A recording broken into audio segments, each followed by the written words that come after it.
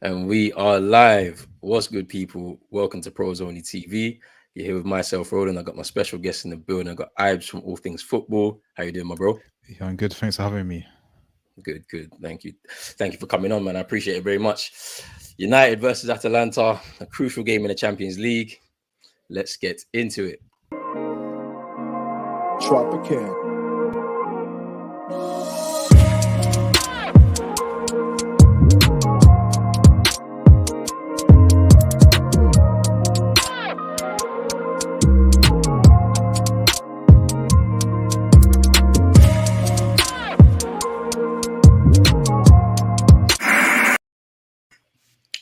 Yes, people, back in the building for another watch along. Haven't done one in a little bit of time, but we got a crucial game to go through. But before we begin anything and break anything down, I'm going to need everybody to like this video, subscribe to the channel if you're new, hit that notification bell, and yeah, let's get into it, man. So, Ibs, you've seen the team sheet, and everybody can see it at the bottom of the screen right now. What do you think about this team, bro? To be honest, it's what we all predicted Ollie would do. Mm. Personally, I would obviously wouldn't have this team, but when Ollie's under pressure, he goes back to McFred. He goes back to what he knows. He goes back to this is basically his default team. Obviously now Ronaldo's here. This is the default team. Rashford's back, which is good to see. But Pogba's on the bench. Why are we benching our best midfielder just because he wants to play McFred in midfield? That's literally I don't get. That's the only problem I was going to say about the lineups today.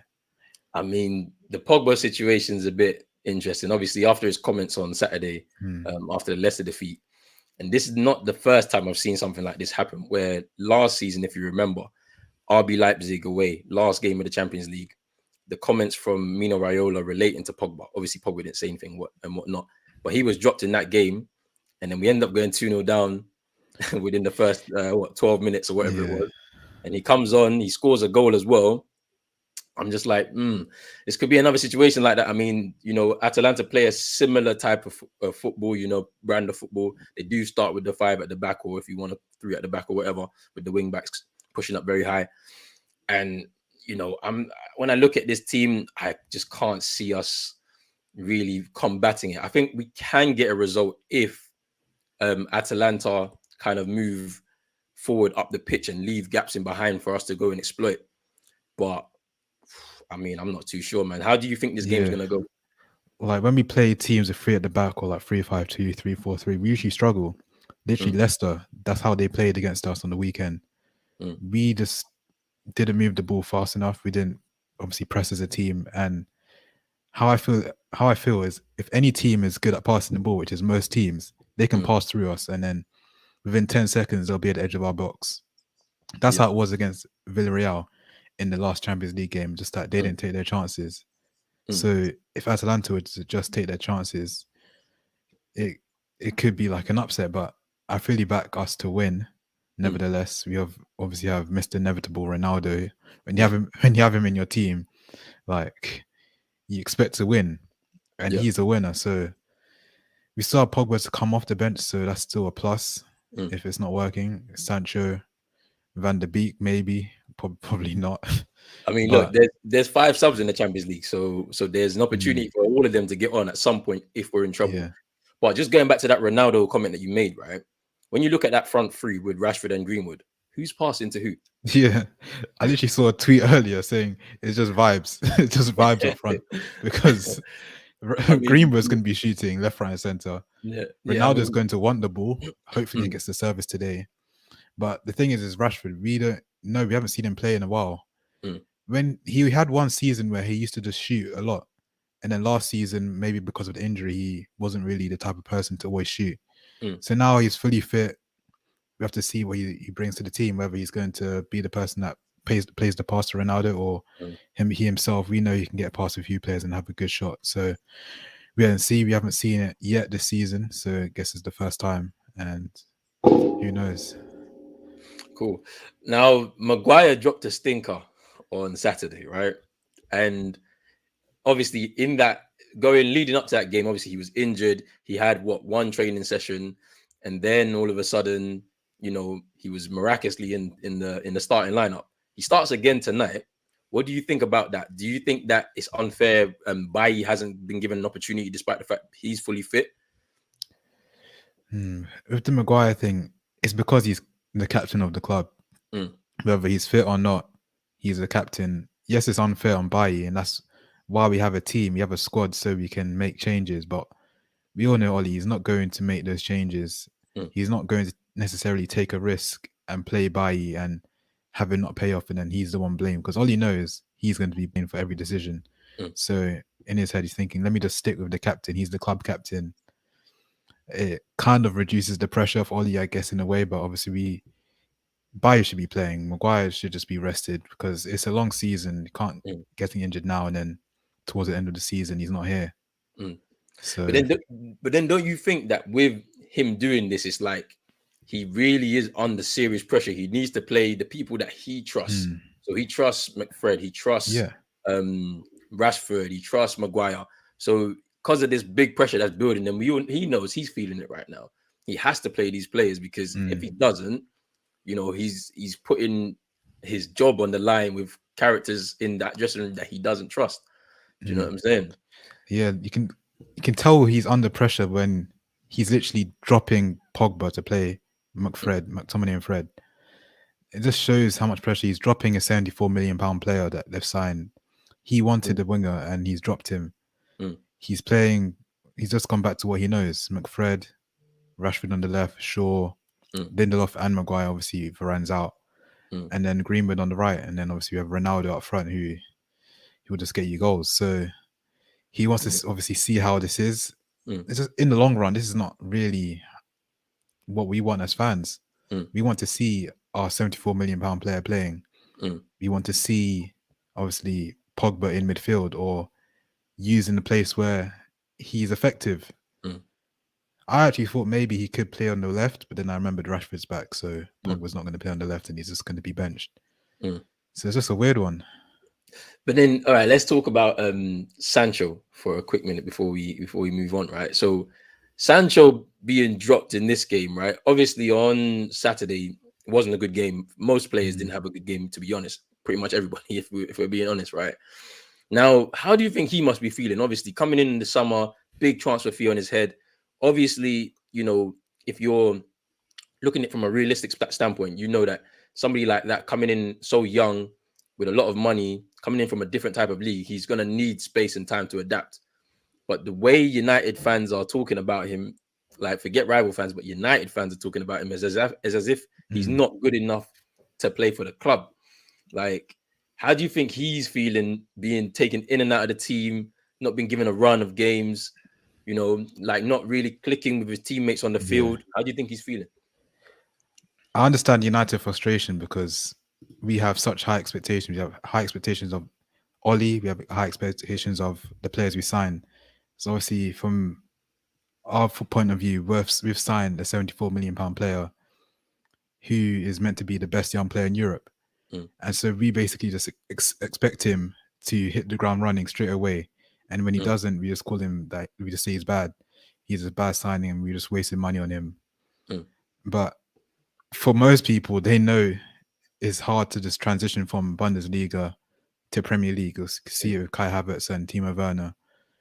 And I'm just waiting for the day from when he shows to the rest of the Prem that he's here, because that day is going to come and the rest of the Premier League is going to feel it. So with Sancho, for me personally, I'm not worried about him. Obviously, I want to see him playing on the right because we signed him to play on the right. Obviously, the problem is we have Greenwood on the right. And Ollie labels him obviously the best finisher in the club. So Ollie is not going to drop someone who can get him goals. And Greenwood showed that on against Leicester that he will still score goals despite being on the wing. So that's the only competition there for Sancho, is that he's up against Greenwood, who is having a great season, to be honest, in terms of the goals he's scoring. But yeah, we want to see Greenwood, Sancho on the right, Rashford on the left, and Ronaldo. Maybe you might see it second half or at some point in this game. But that's what I want to see going forward. Cool. Let's get in some more comments before we move on. See your account in there. Come on, United, big up pros on the TV. Big up my guy Rich, Eagle-eyed Football. Go subscribe to his channel. My guy Roland. Where's your creativity? All three forwards are shooters, which is the truth. I mean, what can you say? I mean, there's so much talk about the combinations that we should have up front. People saying that we never needed Ronaldo in the first place, which I can kind of agree with, because this signing wasn't made specifically for the team's interest. It was made for a commercial interest, but we're not going to get into that too much. And putting these three up front, I'm not too sure it's really gonna amount to anything fruitful from when we're talking about all three of them linking up. But one thing they do guarantee you is goals, and it's about getting the ball to them. So tap-ins, maybe follow-up shots, rebounds. Yeah. Who knows? Yeah. Big up Santi in the chat. It says Oli being predictable as ever. Do you think Ronaldo and Greenwood get along off the pitch? That I actually have a conspiracy theory about this. I feel like Greenwood doesn't like Ronaldo for some reason. Like in Instagram pictures, everything, I've never seen Ronaldo in a picture. Surely you don't want Ronaldo on your profile since he's joined the club, but I haven't seen anything. I don't know what's going on. But you know what's funny about that? Like, I like it. I like the arrogance. Like, for him to feel that way, because like with certain younger players, they may just like flock to him. Like they'll just try and be around him as much as possible. For him, I don't think he cares. I feel like he's like, it was somebody made a very good comparison. I forgot who it was, but they were comparing it to Ronaldo when he was younger, and Van Nistelrooy was the top man at United, and where Ronaldo thought of himself very highly and thought he was going to become this top player, who he's now become, and Ruud van Nistelrooy didn't like it, and so they really clashed heads, and they actually clashed in training back in those days, right? So I think Greenwood is the same way. I feel like he believes he's going to be that top player in the world, and like the way he's performed over the last 3 seasons, you can tell he's on his way. As long as he keeps his head down and just keeps working hard, I think he's on his way. Now, whether they get along or not, I'm not too sure, but they probably don't. I feel like it's that street. You're gonna have that. You have to have that little bit of a ruthlessness within yourself, and believe yourself like so much that you're not really gonna get along with certain people that may be blocking your route into the team. Because to be honest, he's actually taking up Greenwood's potential spot right now. Greenwood wants to be the 9. He doesn't want to play out wide. So of course he's not going to be happy. And when it comes down to it, and he's on the pitch and there's an opportunity for him to shoot, he's not going to pass to Ronaldo. He'll shoot. Of course, yeah. I mean, that's good to see. That's good to see, actually. In the long run, it's a good thing. Big up Santi again. He says Coop Miners is a good DM, by the way. Yeah, he's highly rated Dutch player. He actually came from, I think, AZ Alkmaar in the Eredivisie. In the summer, he made a transfer. So yeah, he's one to watch for tonight, and so we need to have a look at him for sure. Big up Jerry United. Go subscribe to United Team Talk. Yes, man. Them God help everyone doing a watch along tonight. We're gonna need it. Please, United. Bro, I'm telling you, it's gonna be mad. Like everybody that's doing a watch along. I hope United win, because they don't. We need to. If we lose these 2 games this week, it's Oli out. I mean, it's already Oli out, but Oli it's already sacked. Oli out. But yeah, no, we're gonna talk about that in a minute. And big up Rich again. The way I'm gonna have multiple devices at use. So yeah, just on this Oli talk, right? So a lot of talk in the media. Obviously, the reports are starting to intensify that he's about to lose his job. Now, do you think that these next 2 games have a bearing on whether he does get sacked or not? Does he need a result, a positive one, in both of these games to keep his job? I think, yeah, these next 2 games are deciders. They're the 2 deciders on whether he keeps his job or he loses his job and gets sacked, because Champions League, we haven't had the best of starts, so he definitely needs a result today against Atalanta. And then Liverpool, a team that is flying at the moment, he has to get a result. He literally has to get a result these next 2 games, or I think he's getting sacked. Literally as simple as that. It happened to Mourinho. He got sacked against Liverpool, so you never know. I mean, yeah, I think the results do have a big bearing on whether he stays or not. Like tonight, I feel like we have a better chance of getting a result tonight than we do on Sunday. And I don't want to say that because it's my team, and I know I don't want us. But like when you look at the way Liverpool have been playing this season, like there's no way that we're going to be able to get a positive result against them. Even the crowd, the Stretford End, all of that, it's not going to help. Like in my opinion, when you see Salah on the form he's on, yeah, and just that Liverpool team, you know, they look like they're back to full strength, and they've just kicked on like nothing happened last season, to be honest. And like I'm not too sure that he's going to be able to find the results that he's been finding when he's been at his low points in terms of Oli since he's been at the club. You know, we all earmarked this period at the start of the season when the fixtures came out. We were like, this period is what's going to really be crucial to our season. It hasn't started off well so far, and in reality, if you know, it's very hard for you to go to dip in terms of form and then all of a sudden turn it on and go on a run of 5-6 games. It's pretty difficult to do. So I'm not sure what's going to happen. But especially the way the dressing room is at the moment, I feel like there's these small conversations happening between players.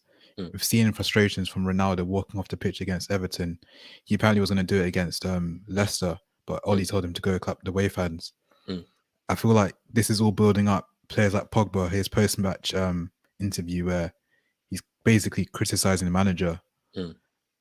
These small things are all adding up. So I feel like in the dressing room, it's already they're starting to turn on the manager.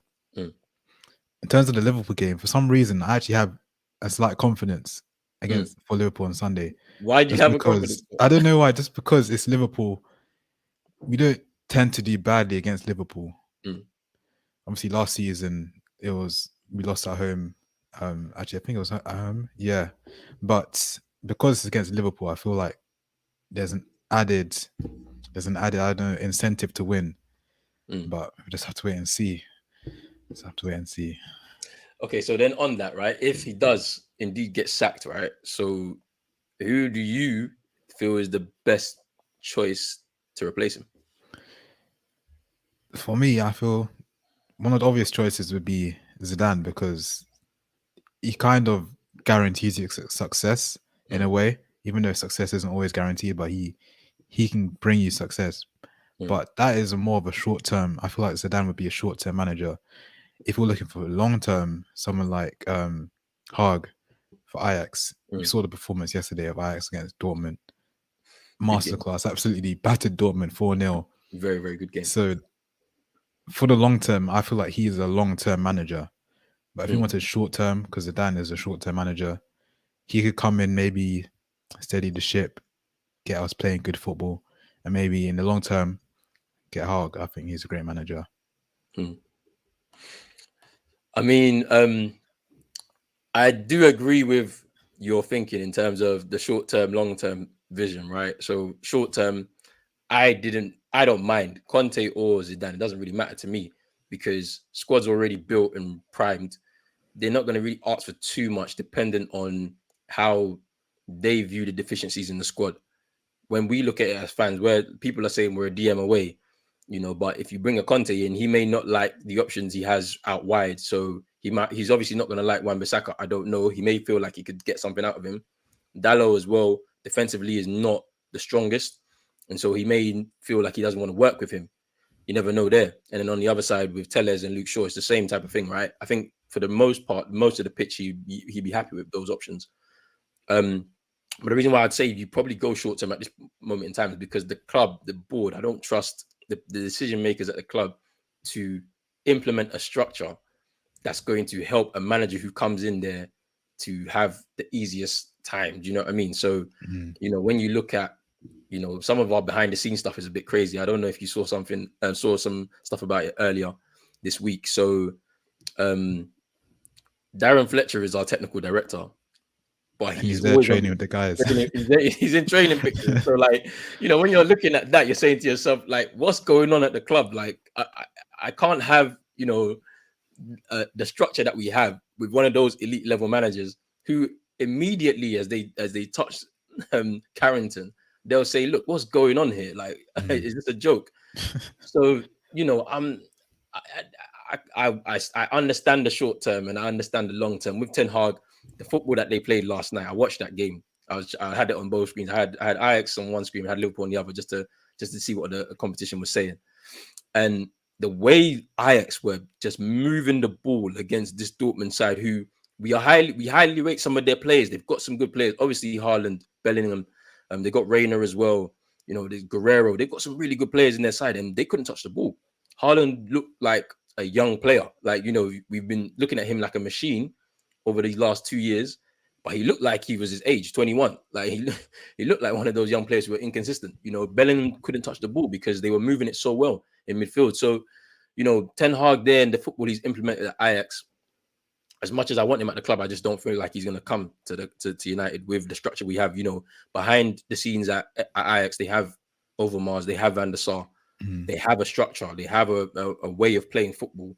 And one thing I feel like United fans will lean to it because it's attacking, but on the other side, in terms of the board and the decision makers, they're not going to start ripping up everything and starting again. You know, by bringing in a Van der Sar and Overmars type of position for certain people to come in and work with that manager. And I think Ten Hag is probably going to Barcelona when Koeman gets sacked, just because, you know, the philosophy that Barcelona have comes from Ajax, and it's going to be an easy transition over there because he's going to be working with a slightly bigger budget than he does at Ajax, but it's still not huge at Barcelona. They don't really have money like that, and they have to lean on their academy to kind of get themselves out of the hole that they've kind of put themselves in. So, you know, right now it's looking like one of Zidane or Conte for me, but you know, it is what it is. Yeah.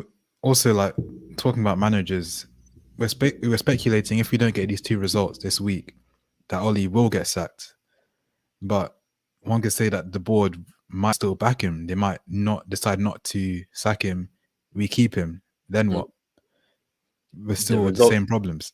the results will just be bad, and we will just keep going until it's to the point where it's kind of like untenable. Like, for the board, they'll just be like, you know what, it's time to sack him, because like I can't see why you would keep allowing him in the position when he's not actually, like, there's no upturn in results. Because at the end of the day, I feel like this is one thing that's definitely understated. If the players decide that they're done with the manager, which some of these players who have been at the club this whole time through this whole process have shown, they'll down tools and get rid of that manager. Like, and if it happens here, the players have the power in that regard. So, you know, it is what it is. I feel like with the board, because the Glazers, they're the type of people who would want to keep someone like Oli in the job, because Oli is not going to really go against the Glazers. But yeah, as you said, if the results keep going bad, the Glazers are going to be forced to make a change, to be honest. We'll get some more comments before we move on. The game kicks off in 6 minutes. Big up Brush in the building. He says, not gonna lie, we're getting pounded on Sunday. Yes, we are. I just can't see anything else. No, I can see us getting the result, because what I saw yesterday of Liverpool, they were actually exposed at the back. They were. No, they were exposed at the back. Rashford in behind, Greenwood, Ronaldo. And if Bruno can get on the ball, I feel like we can actually exploit Liverpool. I think we could. That's what I'm saying. It could be an open game. I think if it's an open game, I think when it's an open game, I don't have a problem with United. If it's a shoot first type of scenario, we're gonna win more likely because we've got the space, we've got the players like that can make the difference. But once the tactics start to get involved, and it's a midfield battle and all of this. If it's a tactical game, just give it to Klopp. Give it to Liverpool. Yeah, like if it's a tactical game, and that's the thing, it's like I don't see Oli having that kind of. Him himself doesn't have that tactical brain, and he hasn't got the people around him to do that either. So it's like they're going into every game gung ho, and it's like, well, whatever happens type of thing. And it's like, no, you have to study your opponent. You have to know what their strengths and weaknesses are, and then you have to implement the strategy to be able to beat them. And it's like that doesn't happen at United. I'm sure of it. Like, you've been watching games over the last 2 seasons at least, and you know nothing's happening. So, you know, it is what it is. It's just the fact that we're seeing the same type of football. Like, there's literally, we've got new players, but we're seeing the same type of football. There's no change. This season, I feel like we've had more possession of the ball compared to last season, where we were counter-attacking. But what are we doing with the ball? We're not doing anything with the ball. We're just keeping it for the sake of it. Whereas maybe the counter-attacking suited us, but we can't just be a counter-attacking team for a whole season. That's the problem. Yeah, no, 100% agree. Big up Edna in the chat as well. I mean, yeah, kickoff is in 4 minutes' time. Give me a prediction. What do you think this result's going to be? My prediction is a crazy prediction. I'm saying 4-1. 4-1. I'm saying 4-1. Wow. I don't know why, but I'm not saying 4. 4-1. Wow. Me, I mean, we're definitely conceding. I can't see us going without a clean sheet. I want to say 2-1 win United. I feel like he's gonna try first 20 minutes, try and get a goal early, and then usually United drop off after the first 20-25 minutes. Atalanta get back into the game, and then we just push for a winner and we get it late on again, like how we did against Villarreal. and then that's it. Like, I feel like a 2-1 win, because if we go gun ho, they're going to open us up, like, and so I'm just not looking forward to that. So I feel like he's going to try and play it safe as possible, because he needs to, with the results going as badly as they are, he needs to play it safe. But yeah, that's my result. I just feel like Ronaldo is today it's going to turn up as always, and then obviously Rashford. I'm so excited to see Rashford back as well. One last thing before we get into the game properly. If United end up in the Europa League, do you think Ronaldo and Varane will play in the tournament? I think Varane would, but I'm saying Ronaldo's. He's just saying he's not part of that 25-man squad list. He's telling Ollie in his face. He's going to his office saying, "I'm not in this squad." CR7 doesn't touch Europa League. His brand can't be seen in the same line as Europa League. I'm telling you, I don't even want to think about it. I'll be sad for Ronaldo if that happens. All I know is if United drop into that competition, I'm not watching any games. I can't do it again. After last season, how long that tournament was, I can't do it. So, I mean, for United's sake, I hope that they win this game, and it allows them to at least fight another day, because the next game is against Atalanta away from home. Yeah, a little bit more difficult. A lot more, another difficult game, and it's like we should have taken those 3 points from Young Boys on the opening night. Like we should have went there and smashed them. We wouldn't be in this trouble right now. But here we are. And the players are now out onto the field, getting ready for the anthem, but we can't play that. Things with Fred. I want to say about Fred. Fred, he turns up in European games. So I feel like our midfield could be good today. I mean, Fred is like, he gets a lot of flack from the supporters, right? But to be honest with you, I've seen glimpses of him in certain games. That game against PSG when we came back, he was immense in that game. If you remember that performance, it was an amazing performance. Him and McTominay in midfield, they really showed that in that game. And I feel like, I don't know, I feel like they're better players in a low block. When you're, especially that day, we were really under the cosh. We were trying to counter attack, but we were holding our positions. So, I mean, I feel like they're better in low blocks. But, you know, depending on the manager and the tactics that are implemented, certain players who they look bad right now, they probably look a lot better under a different manager with a different style. Yeah, very true. It's pretty different. It's interesting when you speak of it like that, but not every single player in our squad is a dud. You know, like Maguire is not great in a high line with the back, but when he's playing in a low block kind of team and everybody's behind the ball, he looks amazing. So, you know, we saw that with Hull and Leicester. So, you know, it's pretty interesting. But like, for example, if we were to go to a 4-3-3 with holding DM and 2 8s, like I feel like someone like McTominay would thrive in that system. He might not start. We might have Pogba and Bruno starting, but if McTominay was to come on, he's literally a box-to-box midfielder. He would thrive in a system like that. We saw it. We've seen it in games against Leeds where he finds himself in the box scoring goals.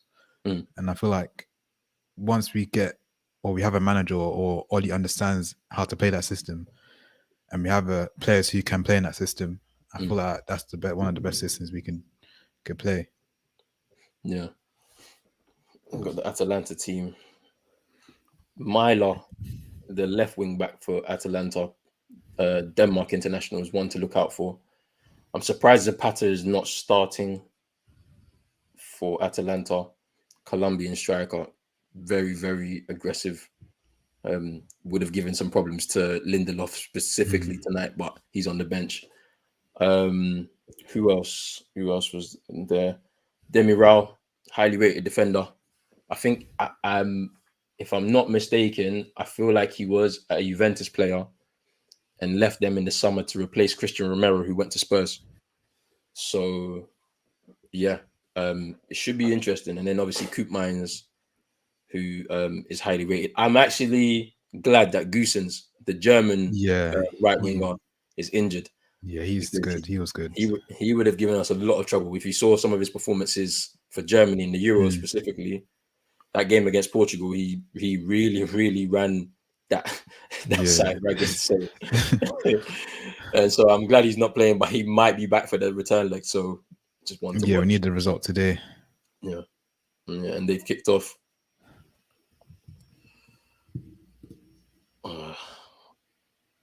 I am nervous though. I'm not gonna lie. I don't know what to feel these days. I just don't know. You don't know what United are gonna turn up. So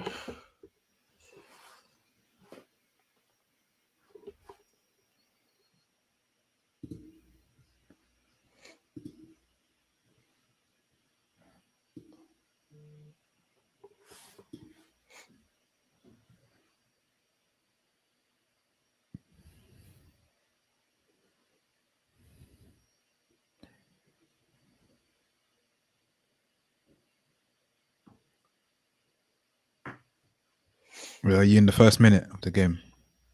Yeah, literally just inside the first minute anyway. About to come out. What? Ronaldo is pressing. Like everybody was saying, he don't press. He's running. The stats. He's running. Stats show that he runs. We are pressing high though, which I'm not happy about because I'm seeing Fred vacating space in that midfield, and I'm not sure. It looks like Atalanta are holding their shape right now. Players are getting a lot of time on the ball, especially at the back. So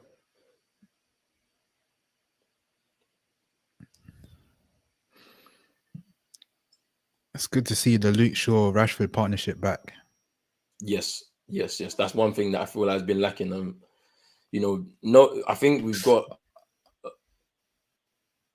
Oh my days! Wait. What happened? Why did my screen come off? Oh my! My stream just went down as well. What? Rashford's about to shoot. My stream literally just went down. All right, cool. We're back. I just wish I had my BT.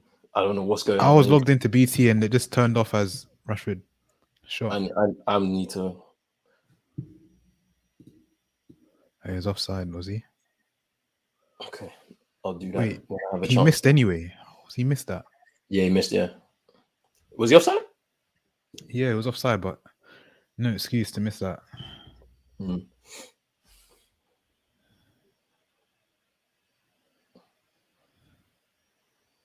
The problem is that why, like, you're looking across the line, you don't even need. You're that quick. You don't even need to rush.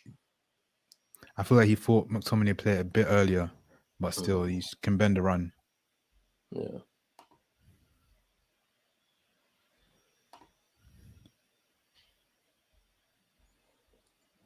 Yeah. Santi said his stream was acting up as well, but mine. Yeah, just blacked off. Mine went off. I mean, let's get that off before copyright happens.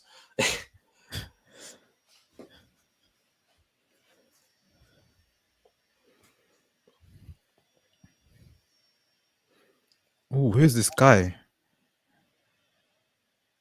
Zappacosta.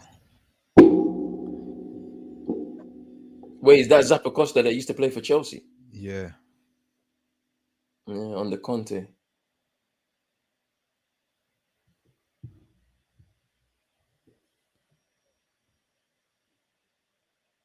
just gotten past Luke Shaw way too easily there. Luke Shaw's been very much off the pace this season. You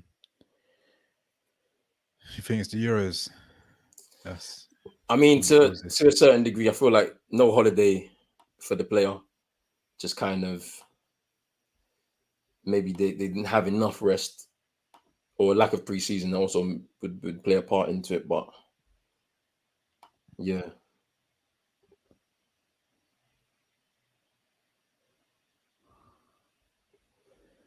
Maguire almost had an assist of a header.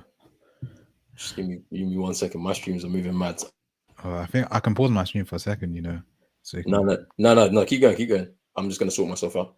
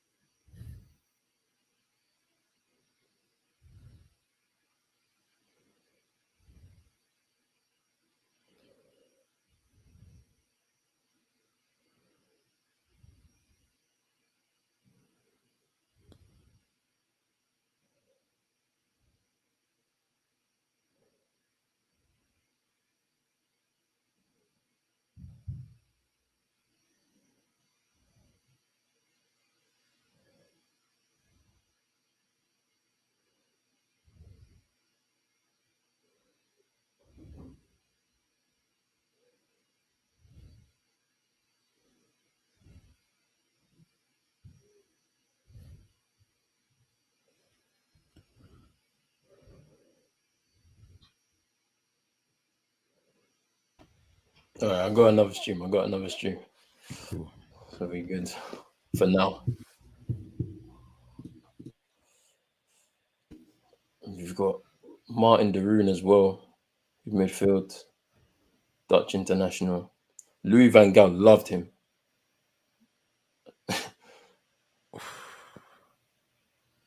Almost.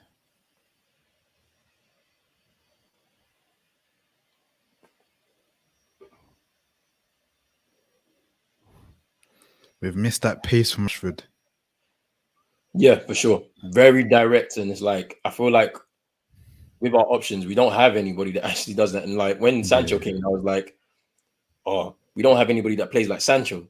But now you're missing Rashford's pace. So and Rashford actually makes runs in behind.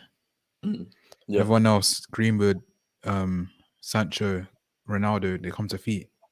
Yeah.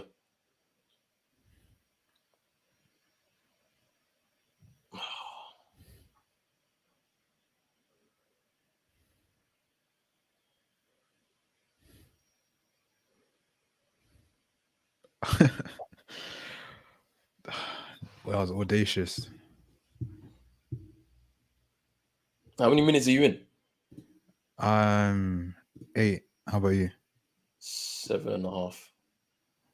So I'm behind by like 30 seconds or so.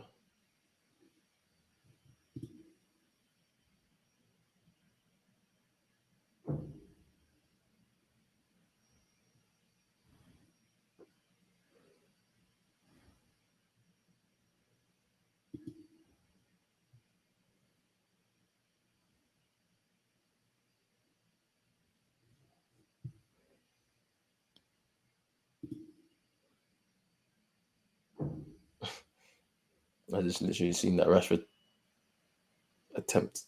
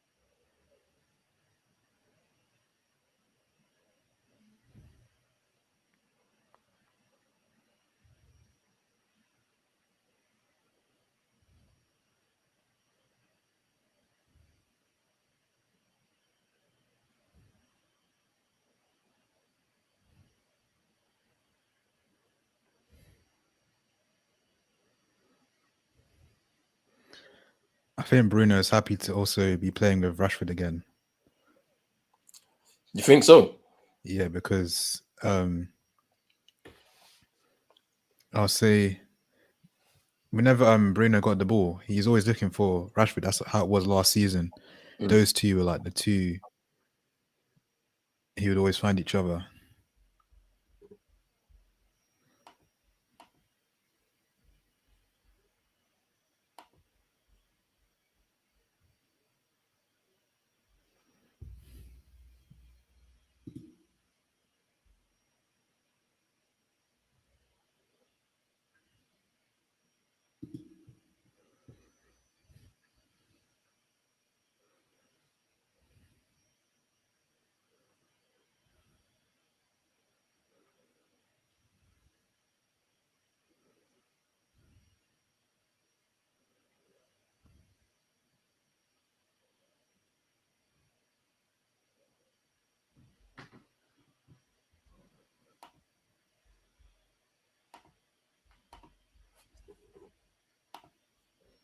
Defended by Wan-Bissaka.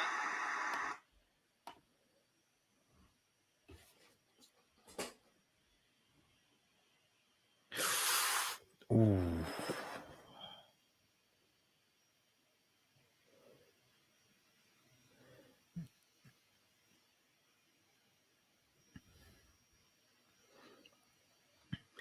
Game seems very open. From what I'm seeing, yes, very, very open.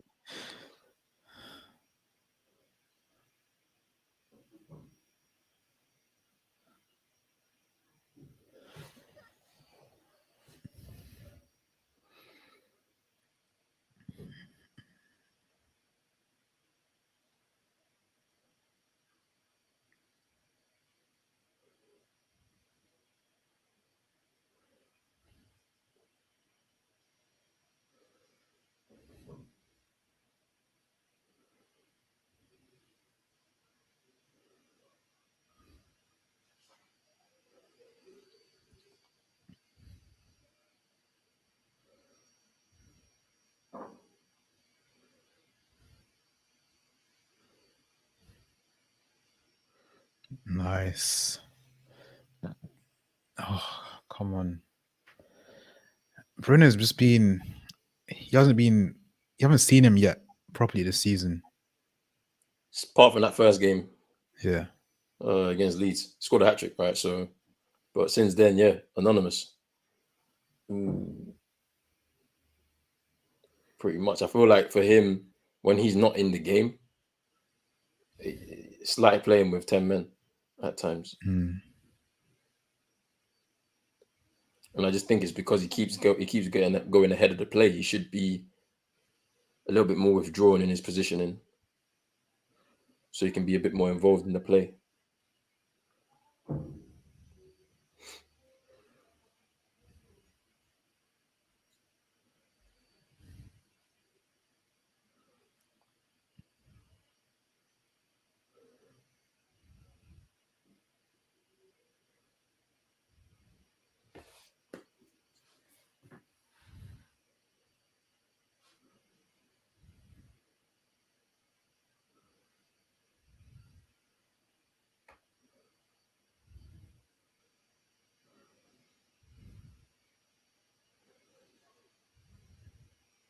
Seems like their centre back's injured.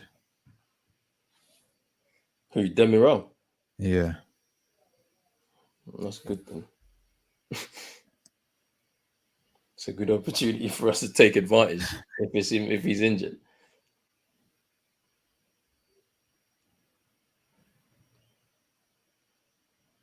I can see him gesturing. He doesn't look fit. Yeah. Oh no. Wait, what minute are you at? I'm on 13, but there's something you don't. Yeah, I'm gonna pause here. I'm gonna pause and wait for you. No, keep going. I've seen it already because I got the BBC Sport app in it, so notifications. So I've already seen. Oh my gosh! Days. That was literally so. I need to see it. I need to see it myself. Oh my! I don't know where was the left back? Where was Luke Shaw? Why am I seeing Victor Lindelof at left back? But it always happens. Our centre halves keep getting drawn out of position, and it's like sometimes I can blame coaching staff, but I can also blame the players on the pitch. Yeah. At times, you have to communicate with your partner. Say, hey, I'm being exposed here. Come in, like just press, squeeze something. Like, nah, I have to see this goal, man. No way. No way. I'm so far behind. And this is what I hate about doing these watch-alongs with these streams. Yeah. If everything's on Sky and BT, it's fine, but I can't even get into my BT account right now. So let's see this go. I said it before the game. If a team can pass the ball and get to the edge of our box, they're gonna score a goal. And if they take their chances, they'll get goals. It's just a simple formula. Wow. What is this? Nah, it's a joke. When Luke Shaw was so tucked in, but that's your man. Like, and this is where we say that Ollie doesn't know how to play against a system with the wing backs, because everybody should have their man. So they take the free kick. Emilio holds it up. It's a good ball. Lindelof. So our line was Lindelof, Shaw, Maguire, McTominay, and Wan-Bissaka. Because what happened? They played the free ball to the striker, and then obviously Lindelof got drawn out to go and track him. So then obviously McTominay had to go back and cover for Lindelof, and then Luke Shaw, I don't know where he was. There's just one ball across the box. And the thing about it is, I'm not surprised. Look, Ronaldo is so pissed off. Exactly. I'd hate to be Ronaldo. Actually, I can't say I'd hate to be Ronaldo, but right now I feel so bad for Ronaldo because he's in a club where we're just not what we used to be. We're not that club anymore. But then, like, what's like so crazy? It's like you've seen the reactions of the manager and McKenna on the bench, and it's as if like, oh, why has this happened? But like, this is your job. They're thinking why? Yeah, they're thinking why has this happened? They just don't know. Why has this happened? Like, it's your job to sort it out. Like, and like you're seeing Bruno gesturing, and it's like it's like, oh, what do we do? Like, I don't know. Bruno's telling Ronaldo, "Oh, this is what happens here." I don't know what happened. This is what happens here. Get used to it. We always go a goal down. No. But this is the danger here. Like, we can really go down even more. This side is not a joke. They were the highest scorers in Serie A over the last 2 seasons, I believe it is. So they score goals. So and like I'm seeing Ollie just on the bench, like they already lost their ideas, and it's not 20 minutes yet. Well, just about 20 minutes then. It's just the fact that I'm finding it amusing is so wrong. I shouldn't be finding it amusing, but it's because it's happening time and time again. It's wrong because if you don't laugh, you'll cry. Because even the game against Leicester on Saturday, I'm not gonna lie, I was laughing throughout that second half. I really was laughing, like, because I was just like, how are we allowing this to go on? Like, I didn't understand it, but like, teams are not scared to come to Old Trafford. The fear factor is gone. It's gone. It's completely gone. Even with the players we have, we got 2 world-class players well, more if you want to count Pogba, you want to count potentially De Gea, and teams will see that and they're not scared. Like, we have the best player in the world on our team and he's just getting barged off the ball. We're not playing to his strengths. You can't be paying the long ball to him to sprint and get on. That's not his game anymore. It's definitely not his game. Did you see how he was busting the gut to try and chase that ball? He doesn't want to be doing that.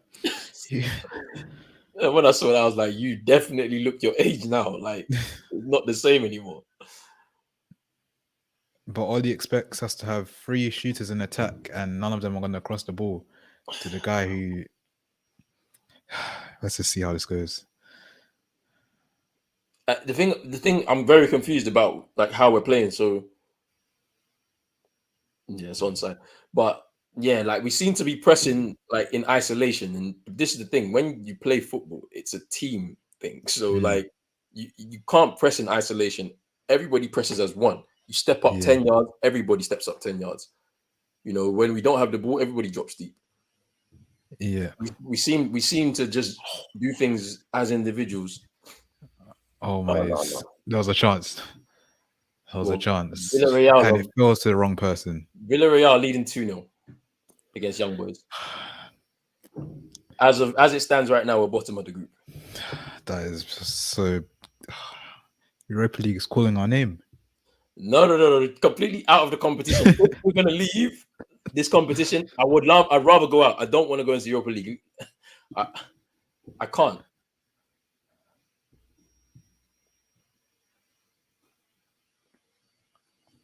Oof.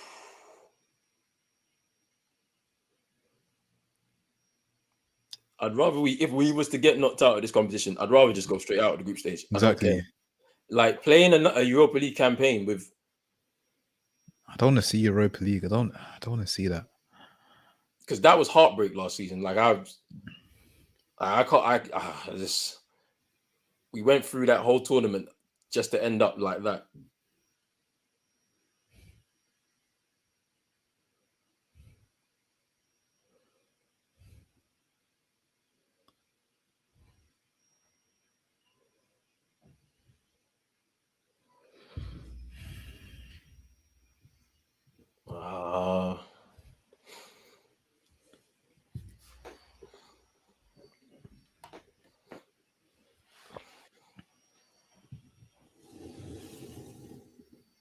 Ronaldo's now on the right hand side. Oh no, he's switched back off. He switched back into the center of the pitch again. But at one point, I saw Bruno in the striker position. Yeah. Even against Leicester, I'm seeing Bruno in strike. Why is he so high up? I just don't get it. I just think it's all about instructions, right? Like you're expecting your manager, coaching staff to instruct players with clear instructions so that they know what they're doing on the field. Yeah.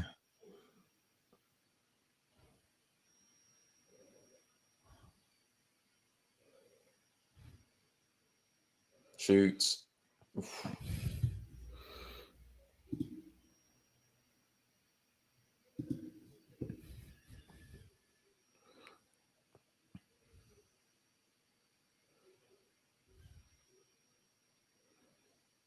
And he was offside there. Nice.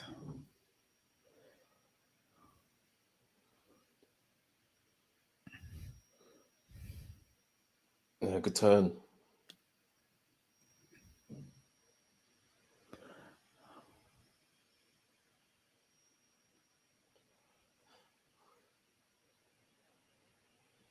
Oh, my days. Don't.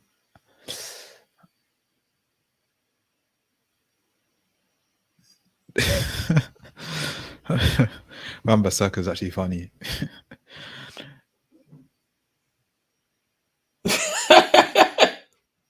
I think I've seen what you're talking about. No, the thing about it is, yeah, you see, like, I feel like because he's still so that's handball. Look, well, his hands down to the side. I feel like because he's still so young, he can still develop that side of his game, Yeah, but he needs a real good coach like behind him. definitely. Do you know what I mean? Because he can do it. Like I've seen him do it in moments. We've seen him like create assists from that side. Talk about 2 seasons ago at the bridge, Martial scored that header. Yeah. That cross from him was a good cross. He picked him out very well, and it's like he's got it in his locker. And he used to play as a wide man for Palace in their academy. It's about trying to refine those skills, or even try and bring them out again from him. So, but you need a coach to do that, a proper coach.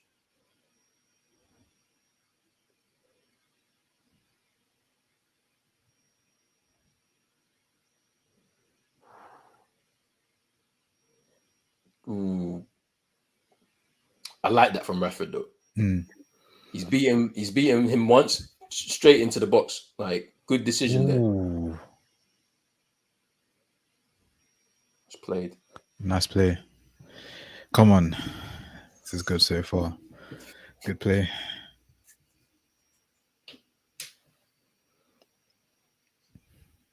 Yeah, I had a feeling Gasperini was going to be caught in two minds about how to approach this though.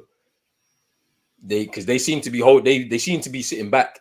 I thought they were going to go gun ho themselves, but I feel like he realized with Rashford in the side and Greenwood and the dangers there, when they don't have the ball, they're sitting deep, which is smart from them. Yeah, smart. Yeah, but obviously they've also got the goal, so they can do that now, really, isn't it?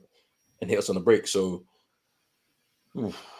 nervous. I'm so nervous because I feel like we can break them down. Yeah, no, for sure. We can. Like, from what I can see, we've got to play it faster. That's it. Yeah, quicker. One and two touch football around the area.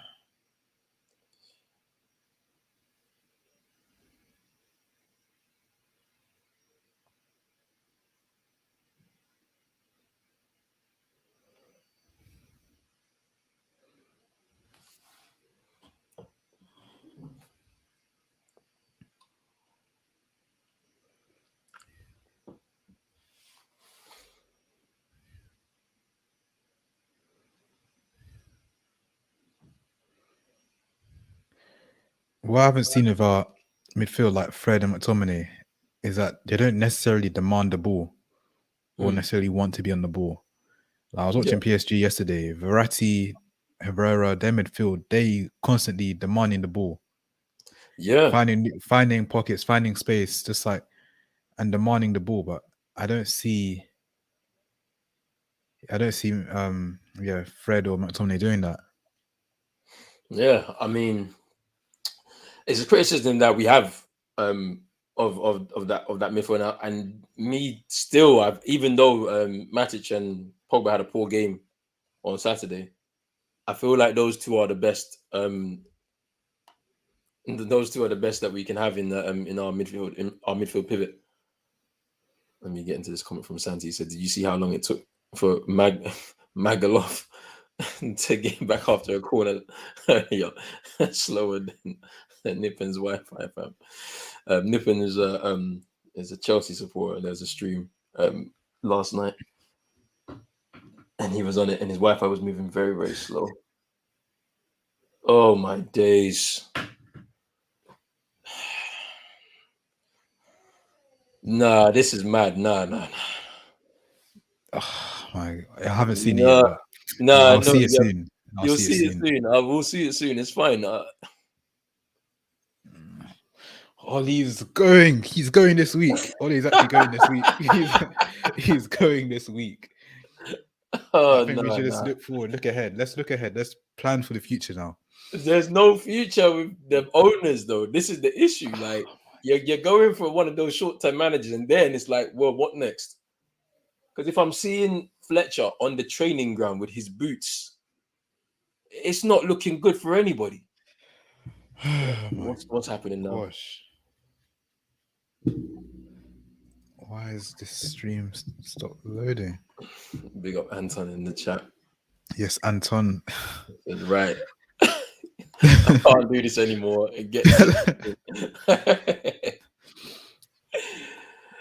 Anton, if you're free tonight, we might have to do an emergency stream, and because you know what? I've got another show after this. I got a Champions League roundup show. Yeah, I got a roundup show after this, and then after that, there's basketball as well. Watching the Knicks versus oh my days! You see, and we brought in Eric Ramsey as a set piece coach, and we are still conceding from set pieces. This is what I don't get. And Demiral was also, I told you, watch out for him. He was injured like literally 15 minutes ago. Look at him now. He scored. But Anton, I see you've said you're going to be in the gym. Yeah, that's a good way to de-stress. No.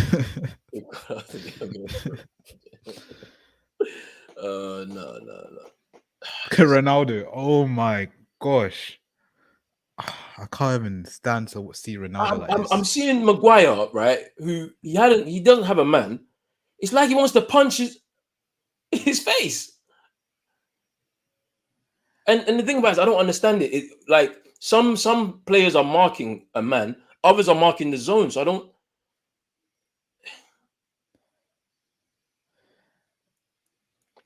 I honestly I can't stand to see Ronaldo like this because I've grew up him being my childhood hero. I can't stand to see him in a team like this. I just can't. I mean, for me, I've seen his rise at the club, and then he left. I didn't feel any kind of way about it. I know a lot of people felt some kind of way when he left. I didn't. I did at the time. I know a lot of people did. I feel like it depends on your age and like how you're understanding the football at the time. For me, I knew like if he wanted to go to Real Madrid, you let him go. Just, But yeah, of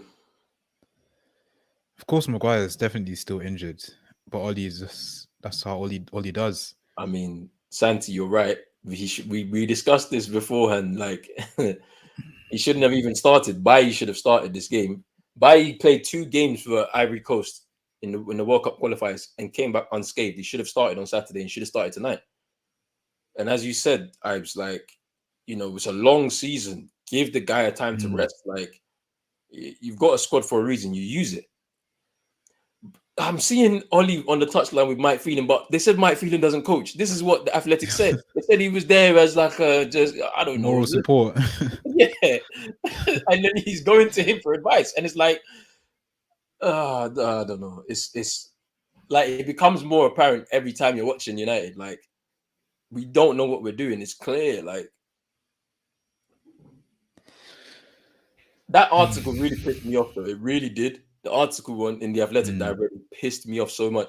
The iPad situation, because they said they used the iPad to watch replays of the goals we're conceding. Yeah, that's what's happening right now, and they're complaining about Maguire who didn't have his man, and then they just gestured like how he did on the goal. I can't believe this is happening in front of my eyes. Like it's a joke. That's something that you do. When it's half time and you go into the dressing room, you've got monitors, and there'll be a data analyst there who will say, "Look, you did this and this." Like I don't know if you watched the All or Nothing Spurs documentary. Yeah, I've seen it.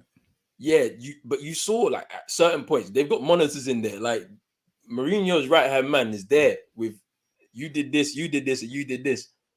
I'm sure that doesn't happen at United. Like, and that's the only screen in the whole of Old Trafford because Old Trafford don't have screens. Exactly.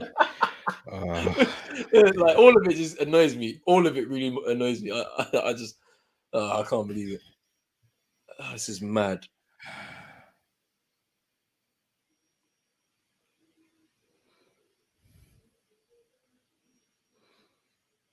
At this rate, we're actually getting smacked by Liverpool. I have to change my mind because I got my mum. My mum is in the chat now. She said, "Oli is going. Daddy's here now." Big up my mum in the chat, man. This is funny. And I remember one time my mum sent me a WhatsApp saying about Oli, saying what's going on. Everybody, no, it's the topic. Everybody's got this. This is funny. This is funny. No, we're going to hold Liverpool. Anton, I don't know where you're getting this confidence from, but nah, it's finished. It's finished. He said, "Oh my God, what did he do now?" I haven't seen it. He said, "Deport him."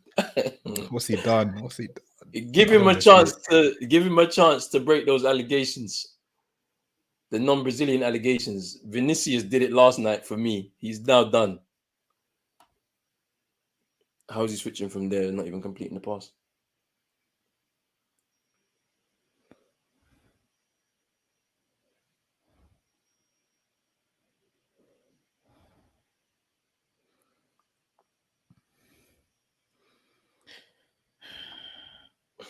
Big up Anthony says, "Get rid of Fred at halftime."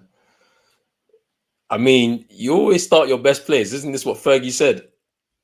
Pogba is on the bench again, and now you're 2-0 down in the Champions. The same thing as I said. Atalanta, RB Leipzig last season, that final game, crucial game, Pogba was dropped. Despite the fact that his agent was telling the truth, he told the truth on Saturday. You drop him, and now you're in this position.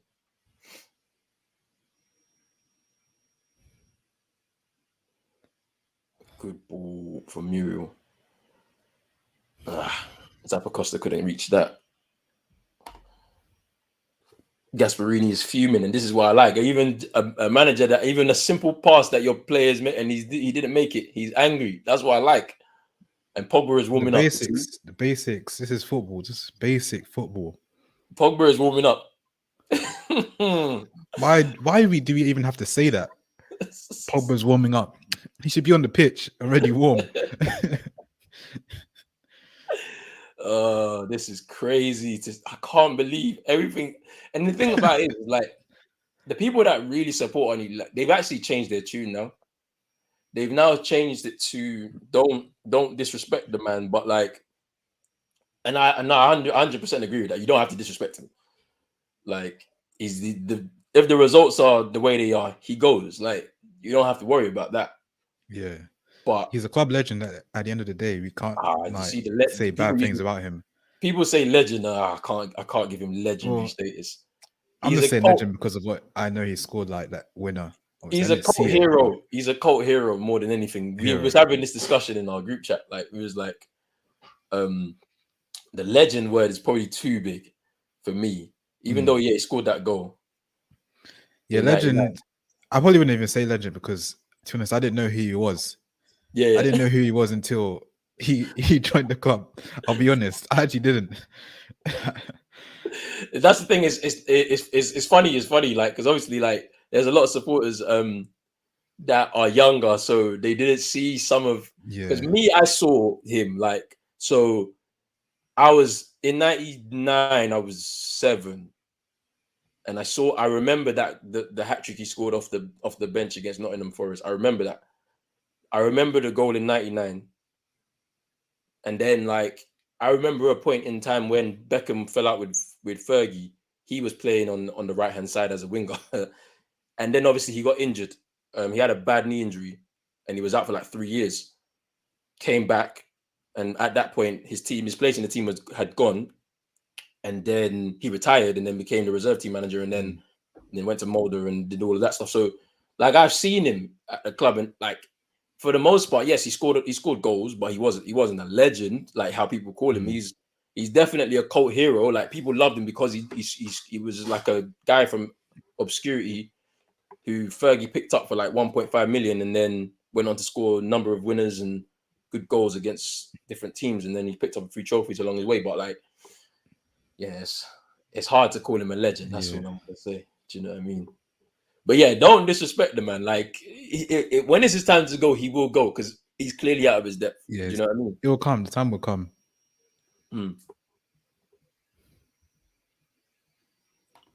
Big up Santi says, Myrtle, send a text. I don't care. Get the whole coaching staff gone at half time. The thing about it is, if we lose this game, right, we have to wait until Sunday. They're not gonna make the move in the middle of the week. They're just not gonna do it. It doesn't make sense. They'll wait till Liverpool, and then after that, then they'll make the decision. Wait, so if we lose this game, does that mean we have to win every single Champions League game after this? I believe so. That's the way it looks. I think we're on 3 points, currently bottom of the group, and we need all 3 wins, and it's not going to happen with this current manager. You see, Sancho is warming up, even Bailly is warming up. All of them. Bailly should be starting the game. Sancho should be starting the game. Pogba should be starting the game, but they're just all warming up now. Everything's backfired on Oli, and we all knew it was going to happen. Everyone knew. We knew that team it didn't make sense, and here we are, 2-0 down. Ball goes back. This is why McFred washed. It's the truth. Look, like, you're seeing them. They get drawn to the ball too much, and when they have it to feet, they do not find the passes. They're don't want too deep. They don't push up high enough. So the gap between midfield and up front is too big. Yep. Our forwards get isolated way too much, and that's Bruno's fault as well. Specifically, I look at him for that too. When he starts running beyond his zone that he's supposed to be operating in that little pocket in behind, and this is what happens. But I understand what Bruno is trying to do. He's obviously trying to get the team up by staying No, higher. I get it, but then you see the deficiency I spoke about with Maguire. If he playing in the high line, and that's what happens when you push up 10 yards up the pitch. Like as soon as we lose the ball, Maguire will become unstuck because he hasn't got the pace, the recovery pace in behind. So and I rejected this idea.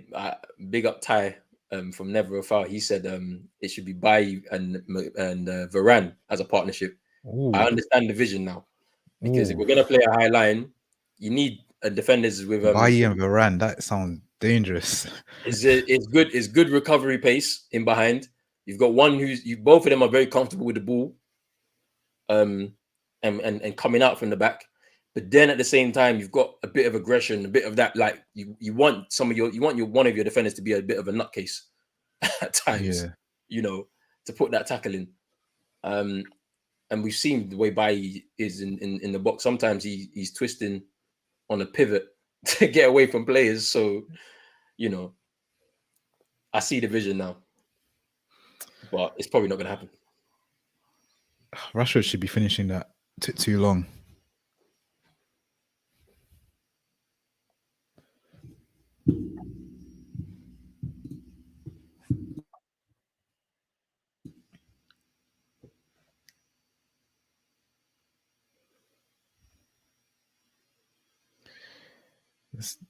Everything just seems shambolic right now. Just everything all over the place.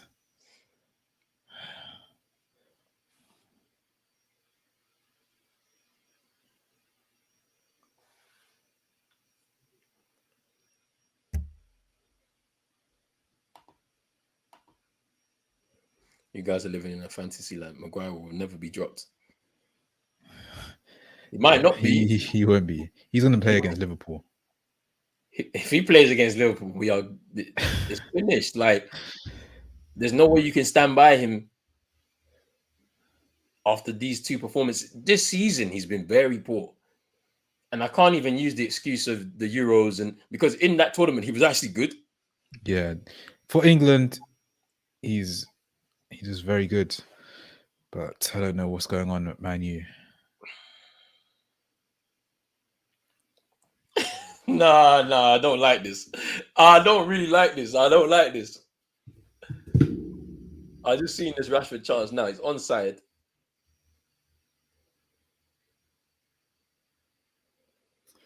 And he took way too many touches and allowed Demiral back in. But like, it's the way Demiral... Oh my gosh. Why? Who told you to shoot? Ronaldo is there. Ronaldo is next to you. Why are you shooting? Why?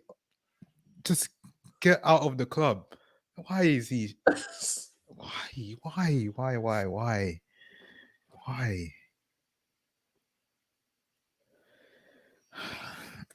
He even said at international duty that he wants to play higher up the pitch. This is why he plays CDM or DM, because he can't. You're gonna see it soon. But... Fred, you're talking about. You're talking about Fred. Fred can't shoot. We know this. He's got how many goals? 2 goals in 3 years here. 4 years, 5 years. I don't even know how long it is. 4 years now. Oh my days.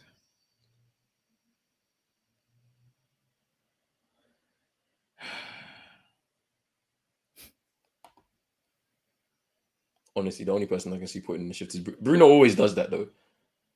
He runs around headless chicken, and then, but there's most of the time there's nothing to show for it when he's doing all of that. I'm so far behind. I'm gonna switch this stream. Yeah, I'm going. My Man U fan just tweeted now saying, "If Sancho scores today, it's a win for me." That's the level we've gone to. Saying, if one player scores, that's enough. Yeah, people are supporting the players now. Like people are saying, if Rashford scores, then that's enough for me. Like, and I'm just like, nah. So Fred's in, and then you have to score this one. This is why people hate him, you know. Yeah. Because that was good play as well. It's a nice passage of play. He did well to get himself the yard, but it has to be on target. Literally, yes, that's like a pen. Oh my gosh. Again, Ronaldo's in the box. But it's Rashford. I expect you to be finishing that. Let me see this chance. Should be 2-2 right now. We should be going into halftime 2-2. Oh, the United fans are booing the team. Halftime. Yeah, Rightly don't so. boo. But that's so. what needs to happen. Rightly so. That's what needs to happen. They should boo them. I'm still like, I'm probably about a minute off. I'm gonna try and change the stream in time for the second half. My day. Let me see this Rashford chance before we get this first half done.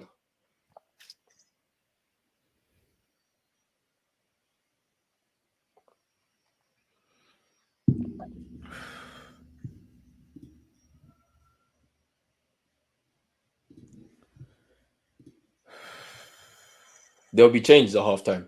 100% there'll be changes at halftime. There has to be. Like, you're not gonna allow this to just continue. And this is the thing that annoys me.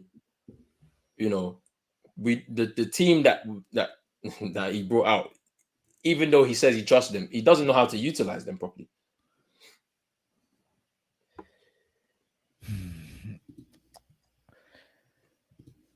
I don't even know what to say because everything needs to be said was said before the game, and it's just happened. Everything we thought was going to happen has happened. Exactly that.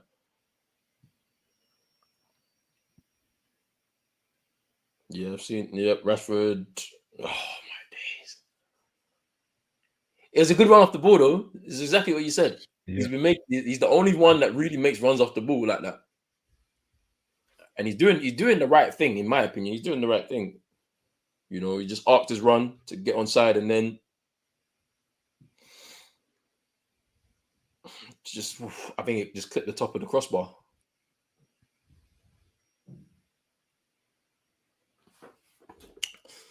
But that's the thing. I'm seeing Ollie smiling. I saw him smiling, clapping He's as he was walking down the tunnel. I hate it so much, man. Someone like Klopp, he'd be storming down the tunnel, running to get in the dressing room. Running. Like Simeone was Where's running the sense yesterday. of urgency? Simeone ran yesterday. Yeah, he ran off. He ran off. You didn't want to shake his hand. Because I mean, fair play to him. I mean, all right, in that game. All right, let's break down this first half that we've just seen. So, what are your thoughts anyway on this first half? And let me just get your thoughts real quick. This first half. So, where should I start? I'll start with defense. Obviously, Maguire. Why he's starting the game? All he knows why he's starting the game. No one else knows why he's starting it. Defensively, the first goal, obviously Lindelof getting drawn out. McTominay's having to cover him. Luke Shaw is somewhere. I don't know where he was for that first goal. And then simple ball across the box and they score, tap in. Mm-hmm. And then now I'm going to move on to the midfield. On midfield, Fred and McTominay have had the worst 45 minutes of football. None of them want the ball. When they have the ball, what are they doing with the ball? There's no link. There's no cohesion between midfield and attack. The ball's going to midfield, and then we're going backwards to our left and right back. It's the same patterns of play we always see. There's no, when we go forward, there's nothing. Chances have been there. Don't get me wrong. We should be going 2-2 at halftime, but we shouldn't even be conceding 2 goals. That's a problem. I don't even. This team. I go into the game. I'm excited to watch the game, and then this is what happens. The thing about it is, I'm laughing. I wasn't excited. I'm not gonna lie. I wasn't excited I was nervous. I didn't know what kind of performance this team was going to give us tonight. And tonight is showing, you know, we do a lot of huffing and puffing. We get the ball, try and move it forward quickly. You know, we fluff our chances at times.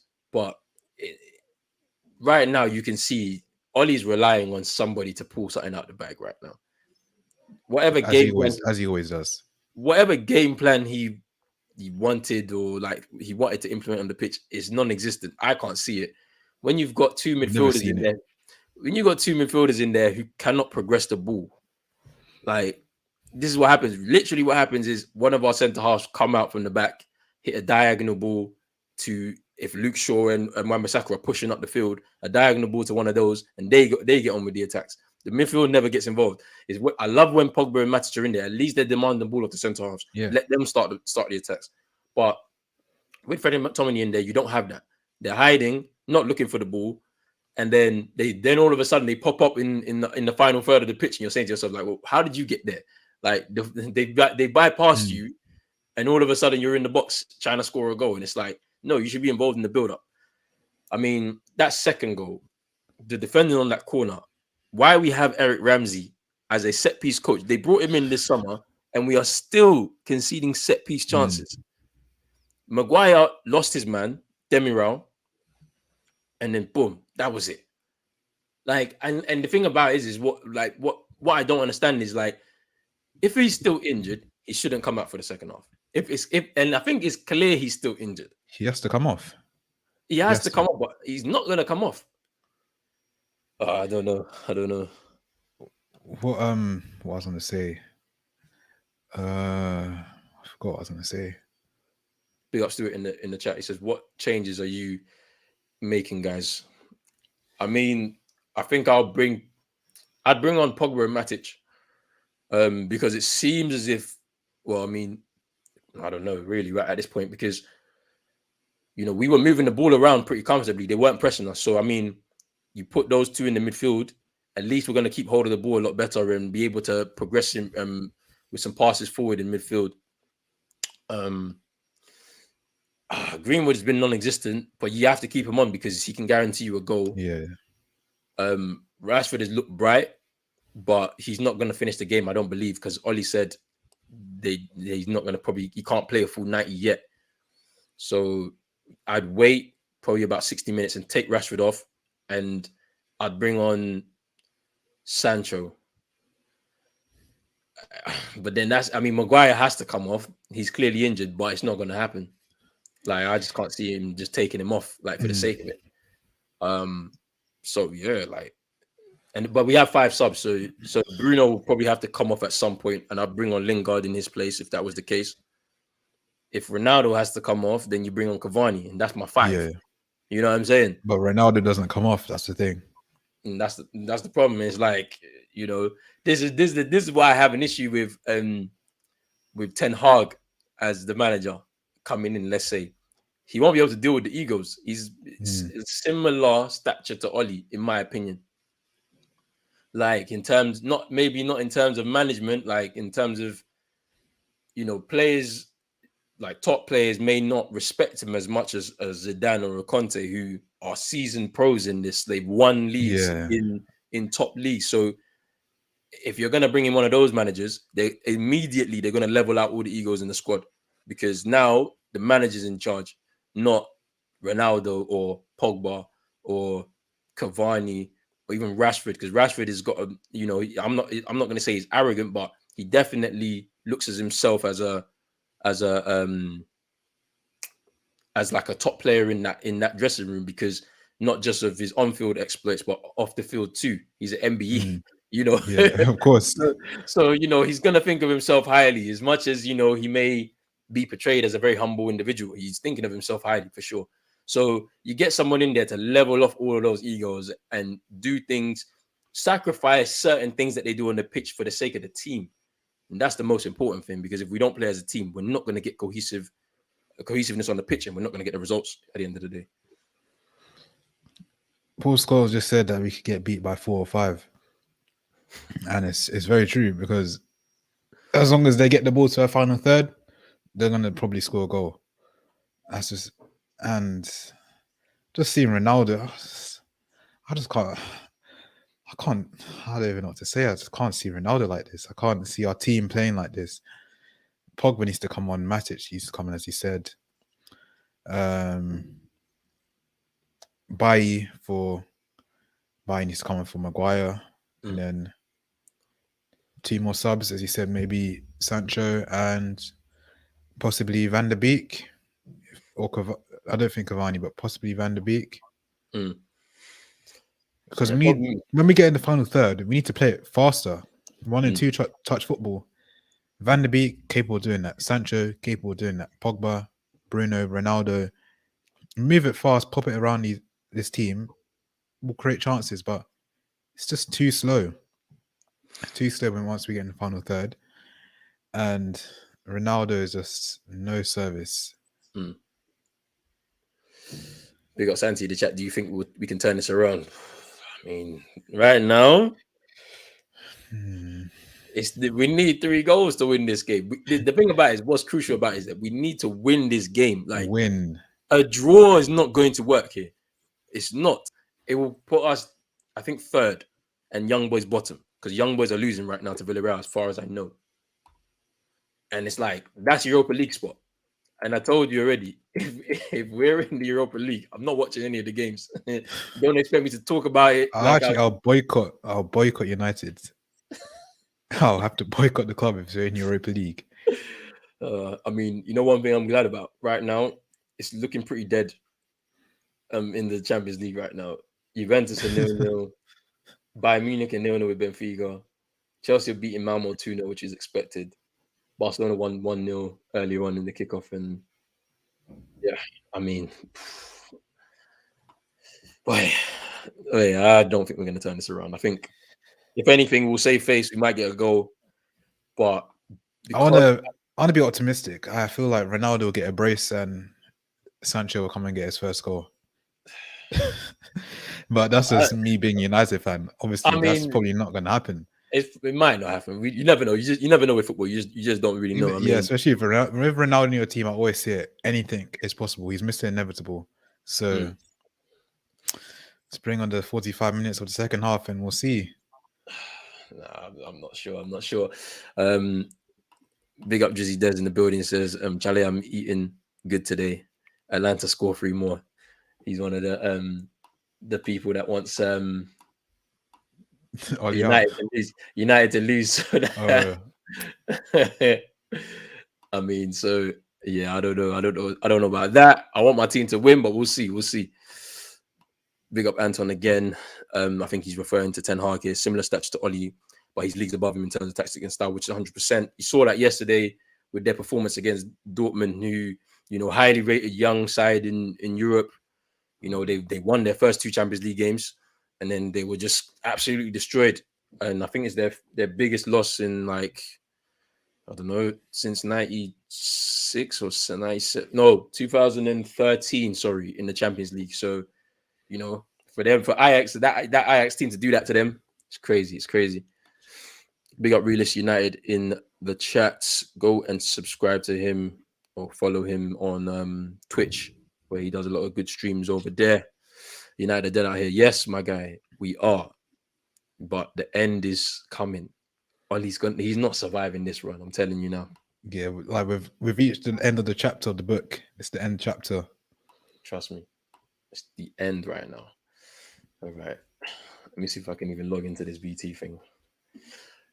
Big up Stuart again in the chat. He says, "Are Liverpool going to put the nail in the coffin at the weekend?" Yes. Yes, this is where we approach to see the end of the book. Full stop. Yeah, like he's not surviving this. Like we said, he wasn't going to survive the run in the first place. And right now it's showing. Like, you know, and his Champions League record, I don't know how many wins has he got out of the games he's played. It's definitely less than half. I think it's like 5 or something like that. 5 wins or something. I don't know, something crazy like that. Out of the games he's played, I think he's played. This is game number 13 or 14. So 5 wins out of 14. It's crazy. I mean, bad. But yeah, Liverpool, the way Liverpool are playing, their on-form Salah is probably arguably the best player in the world at this moment in time. You know, Van Dijk is back full fitness. Obviously, yesterday there were a few shaky moments, of course, but you know, it happens. The defenders can get skinned at any point, so it's one of those things, you know. And yeah, you know, like they look like a well-oiled machine right now. They're better than us. You know, the game they played against City was a high-level game. What was it, 2 weeks ago?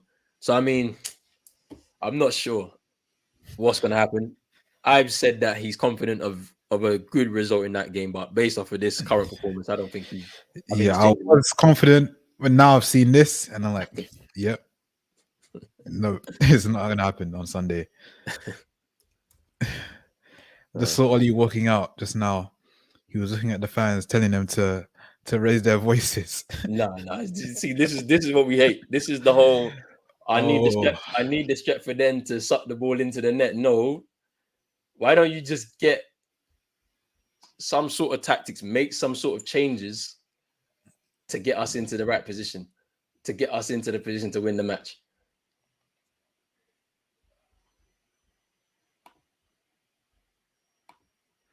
Not even any changes at halftime. What is this? This guy wants to be sacked today. He's not going to get sacked today. We're not ruthless like that as a club. If we were to lose 4-0, of course he has to be sacked today. But you know that's not going to happen. Look. At the end of the day, it's not like Chelsea sacked Di Matteo mid-air. They lost in what do you call it, in Napoli that game, and then boom, that was it. Sacked in mid-air as they was about to land into London again. Our club is not that ruthless. Atalanta have made a change. Demiral off, Lovato on.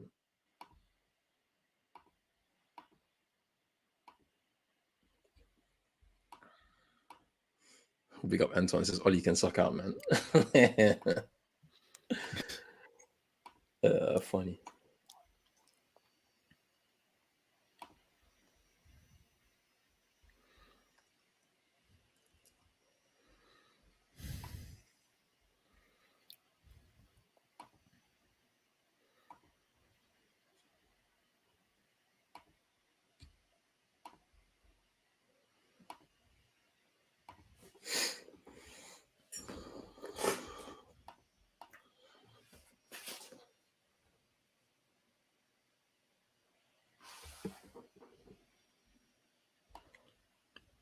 Cavani warming up.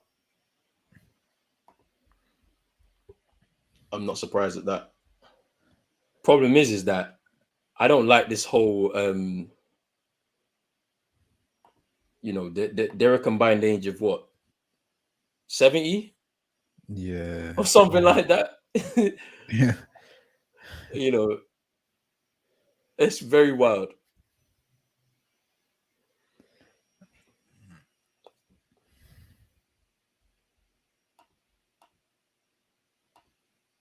Why not bring him on at halftime? I mean, I don't understand how he could have looked at that first half performance and said no changes at all. You have 5 subs. That's the thing. I feel like Oh my gosh, Ronaldo! Come on, how many chances? Yeah, I'm still. I can see Cavani there, but Ronaldo can't come off. If Ronaldo comes off, he's not going to take him off. I can't see it. Can't take off Ronaldo. No way. I can't see it happen.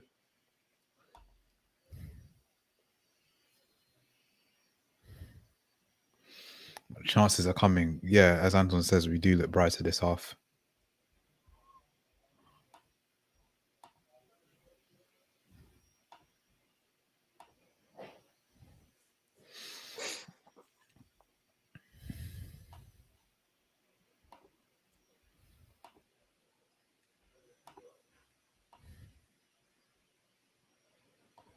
What do you think Oli said at halftime? Just move the ball quicker. That's what you would have said. Like, there's not like what else? Like, go out there and enjoy yourself. Go out there, put a performance on for the fans. Like, he'd be like, oh, this isn't for me anymore. This is for the fans. yeah, like he's desperate settings right now. Yeah, I've just seen this Ronaldo chance just now. Just hit the keeper with it. Good ball from Bruno though. He was stretching a little bit though. That first touch was pretty cool.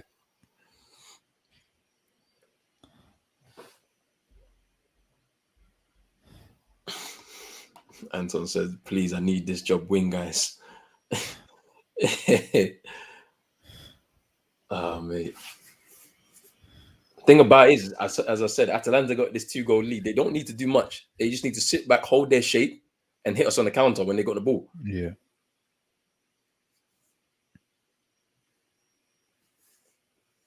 I know there's currently a meltdown on Twitter. I guarantee you people aren't even watching the game. They're having spaces. Exactly. That's what you're talking about. They're having spaces right now, melting down, not watching the game. It's so funny. I'm about to join on after this game.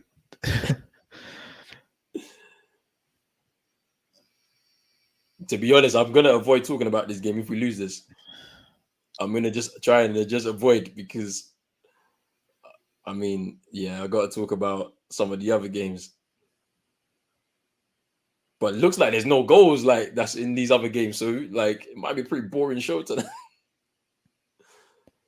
I want to talk about Liverpool, PSG, City. Oh yeah, City team is. I think they'll win the Champions League at this rate. Hope not. I really hope not. But they look like the team to beat. I mean, Pochettino, we have to look at him very closely, because if he doesn't win the Champions League with the team he has, it's very crazy.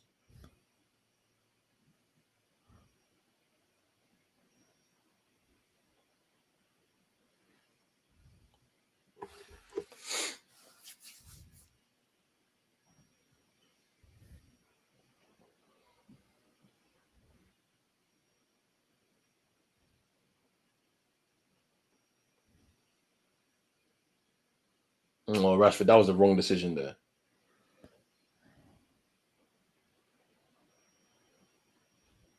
You had the ball, you chest it down. The players are still there. So you go wide and cross it in with your left.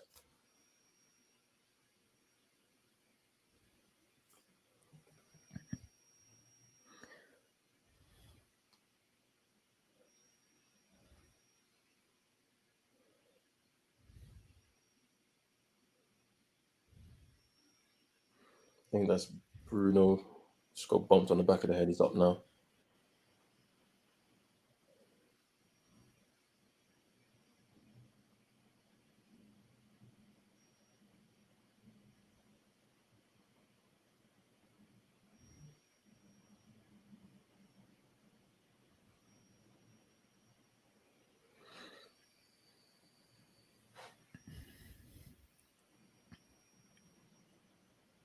Oof. Nah, it's a foul, Lindelof. It's a foul. How is Hernandez playing for Bayern? Hasn't he been told to hand himself into the police? Oh my gosh, what an assist from Bruno. I need to see this. What an assist. This thing is so slow, it's pissing me off, man. No. When you see it, oh my, what an assist. All right, let's see this. I want to see this. What an assist. I have to see this. This guy, Bruno, be silent for the whole game.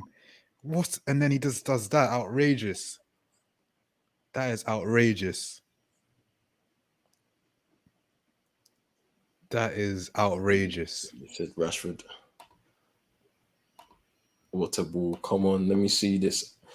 This always happens to me. That is disgusting. I'm telling you, that assist is. This always happens to me on streams. It's actually a filthy assist. Let's see it. Calm finish, composed finish. You got Luke Shaw. Now we're winning the game. Ooh, that was a ball. Good finish. Come on. That was a good ball from Bruno. But that's the thing, he can do that. Like, but it's one of those like that's a hero ball. That's what we call a hero ball. But he will try this like 5-6 times in a game when it's not on. But the time when it's on and he He'll gets it try it right, again. it's amazing. Yeah, that's the thing. He will keep trying it until it works. He won't give up. Yeah, it's a good goal.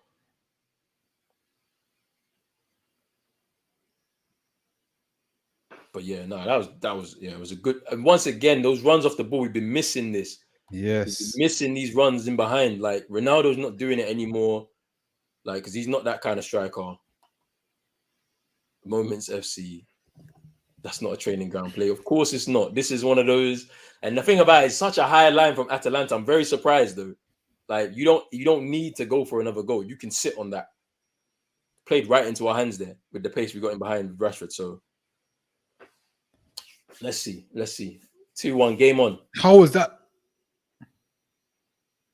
It's a pen. Wait, what? It has to be a pen. To who? What was that? What was that on the edge of the box? Wait, what?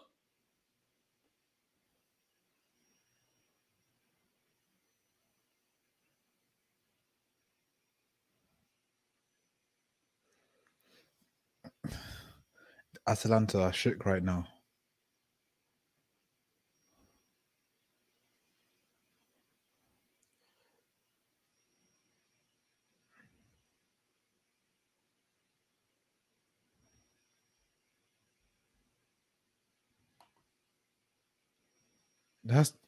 How is that not a pen?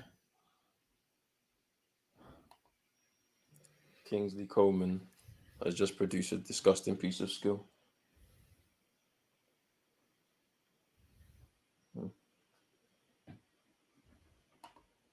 Flip flap sent Benfica back to 1954. I'm gonna have to check that out before my show at 10:30. Bayern doing the madness. Kingsley Coleman. I need to check that goal out.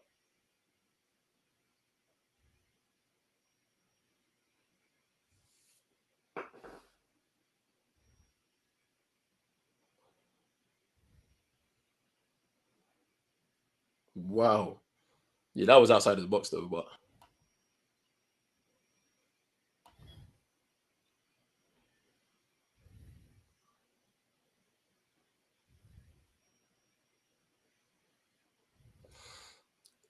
Zapata on for Muriel. The two Colombians. Well, it's going to be stress for Maguire now.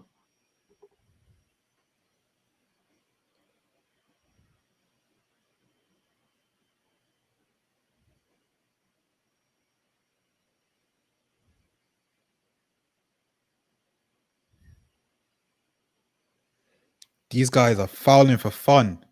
That's what they're doing right now. Fouling for fun. But this is smart. That's gamesmanship. This is how the European sides play. They win. They will try and they'll give fouls away. If they're all getting yellow cards, now it's risky for them. Oh no, it's risky, but tactical fouls are important. Yeah, You know, they do these tactical fouls. It wastes a lot of time. They want to try and hold on. Maybe they feel that this is enough. Maybe they can come away with this with a win. You know, if they even get a draw, they can come back to their home ground in Bergamo, and then boom, they could knock us out of the competition if they beat us. So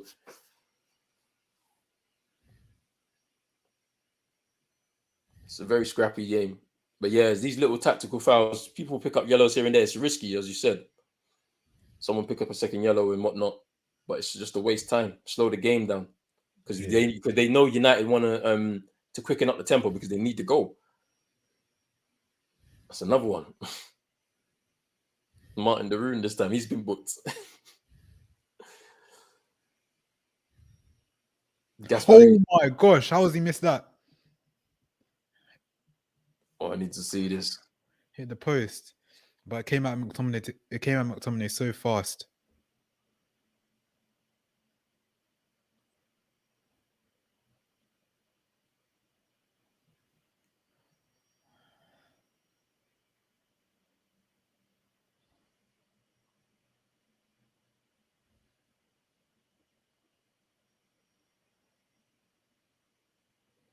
Yeah, the goal's coming.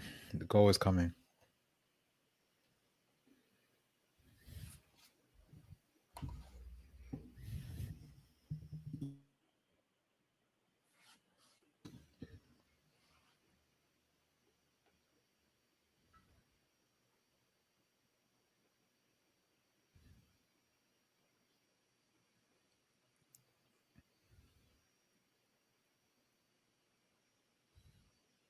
Oh,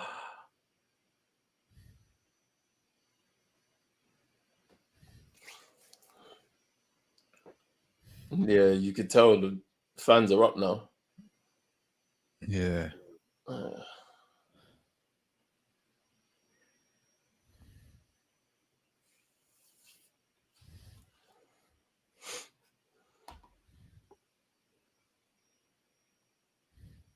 Oh, that came off his knee.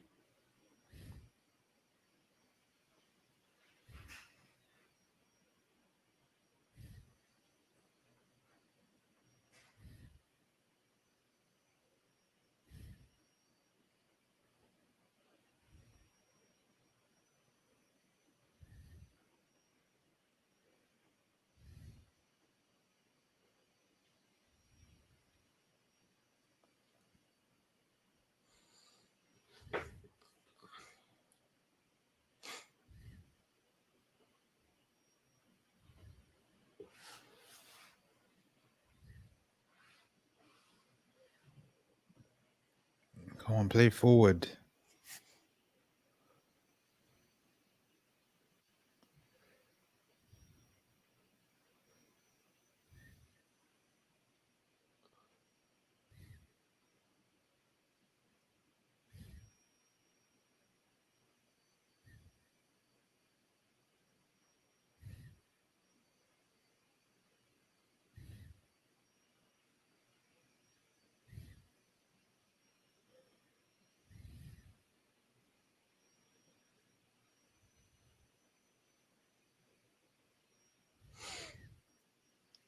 United can't get the ball right now. They're just popping it around very nicely. I say that and give it away.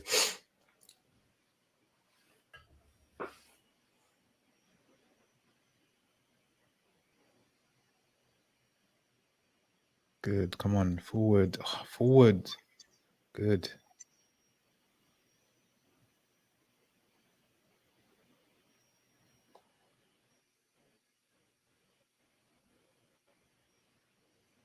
Come on, what is that? Quality.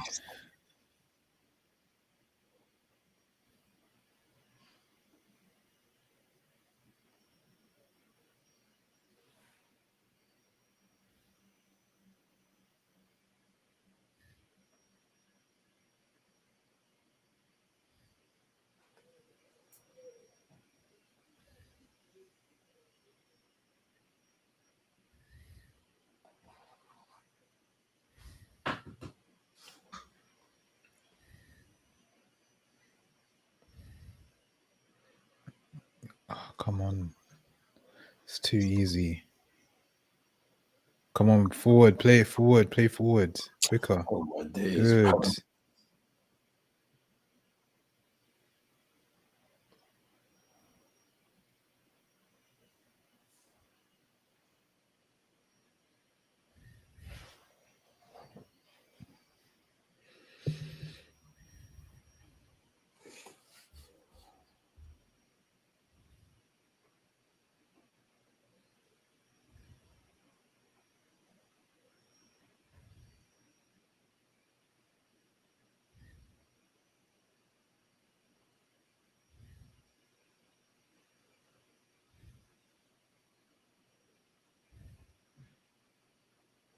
He's was there. Why didn't Rashford just shoot?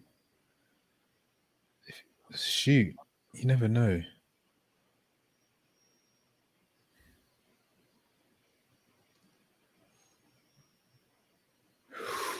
Ooh.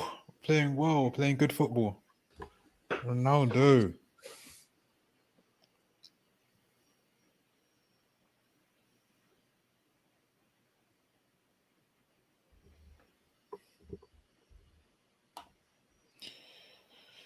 Pogba and Cavani.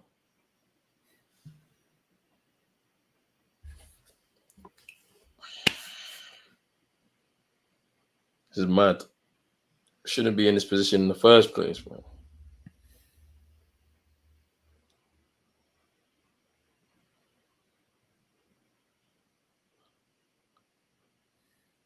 Cross.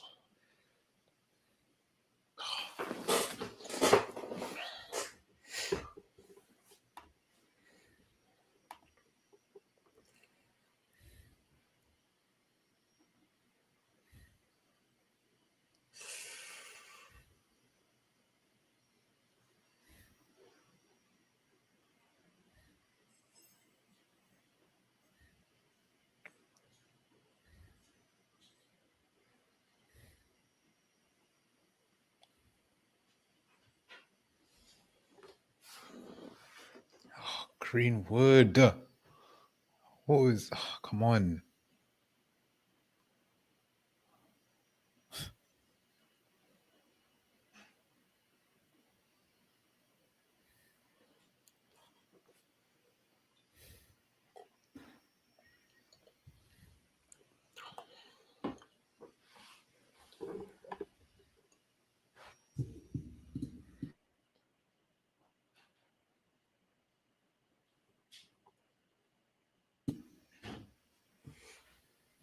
Nice. Okay.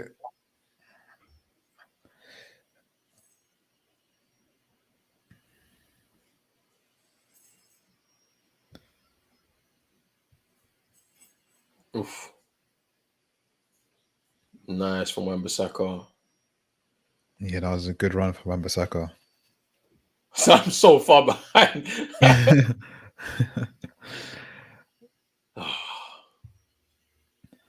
Yeah, I'm far behind. That's the Greenwood chance you're talking. No, I need to get out of the stream, but I can't move, so I have to stay here because I don't know if any other stream is going to be better than this. This has been fine. It's not done anything. It's not cut off or anything, so I have to leave it. I swear, BT, I'm cancelling my subscription. How can I not access this thing? I'm telling you, I'm cancelling it after this. Cavani on, Rashford off. What's gonna happen? It's a bit weird because now. Don't tell me Ronaldo's on the left. Please don't tell me Ronaldo's on He the left. can't be up. That's no Ronaldo. No. Don't tell me Ronaldo's on the left, please. They go. He's 4-4-2. If anything, just do a 4-4-2. I beg, please. But then Pogba's on and McTominay's off.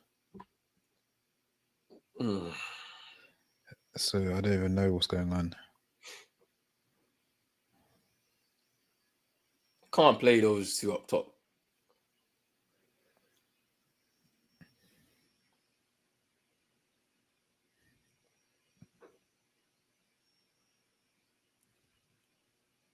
Can't play. You can't play. You can't play Ronaldo off the left, and you can't unless he's gonna play Pogba left. It's just Pogba go left and then two up front. Two up front, yeah. I was thinking 4-4-2, but like, who drops back in? Well, then Bruno drops back in midfield alongside Fred. Like, I mean, no, I can't see that happening. Pogba's dropped deep in that midfield, but he's now storming forward with the ball.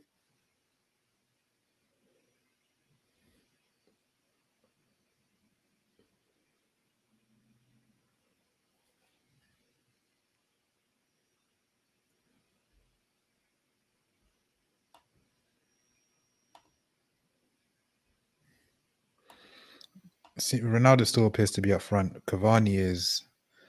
I don't think we have a left side. Just Luke Shaw by himself. Yeah, Cavani is obviously Ronaldo's still up front, and Cavani is. Wait, I can't tell. Cavani left, but he's not playing on the left, basically. Yeah, he's definitely not going to play. He won't be playing that wide.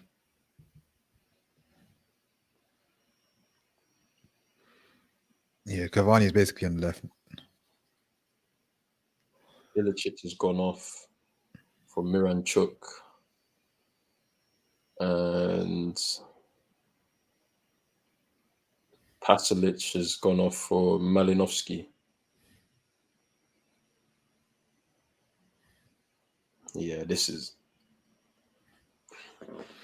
Need Sancho to come on.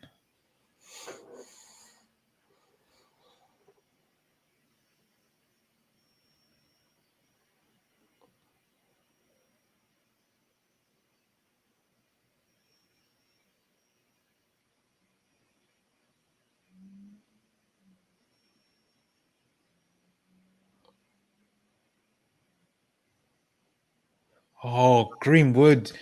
Quality of pass is not good enough. Just simple passing. Simple passing.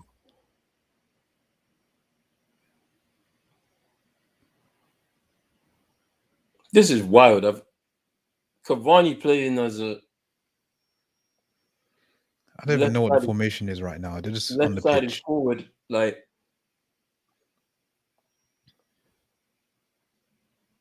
I don't get it. Like, the thing about it is that, you know, when your job is on the line, yeah, why would you make like an even worse decision to like put yourself in even more danger? It doesn't make any sense. You've got Sancho there. Could have even brought on Lingard if you wanted to.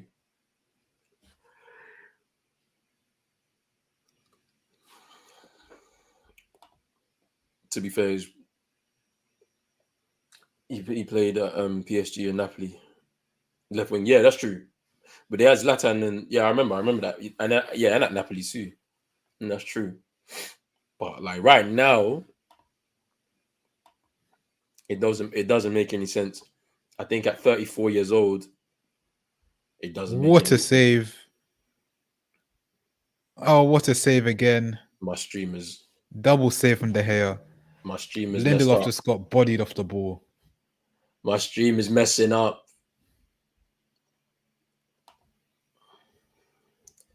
But what did I say? I've said this to people about De Gea. Everybody wrote him off way too early. Like, you don't get rid of keepers in their prime. He's 30 now. Let me just... Oops. Let me just...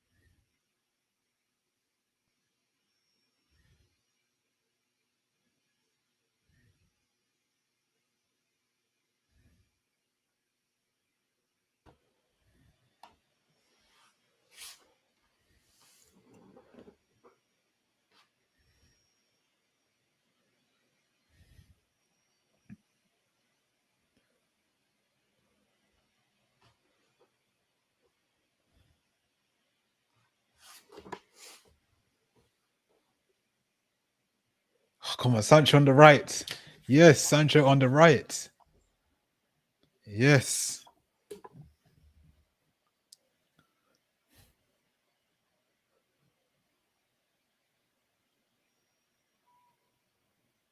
All right, I've changed my stream. I might be like 20 seconds behind you now instead of like 3 minutes. Yeah, I'm probably about 30 seconds behind. Sancho on the right hand side now, but he plays better off the left. No, No. No.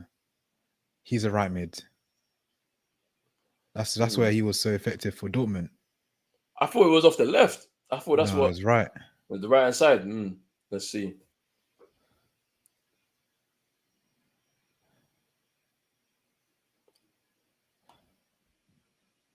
He's not beating Milo for pace. Going to be a technical clinic from Sancho. But the thing about it is, in this team, I'm sure he's been tasked to play a lot more direct.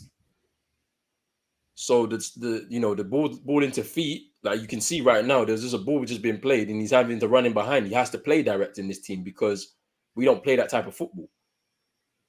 He has to go at his fullback, and he hasn't got the pace to beat someone like that, in my opinion. Yeah.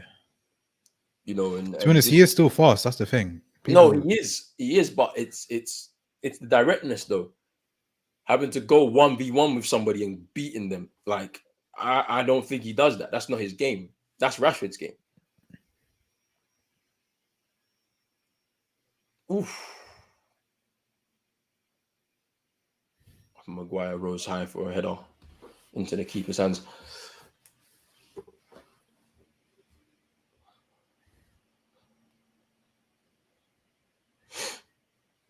Yeah, I'm not. Let's see what Sancho does in these last 20 minutes or so.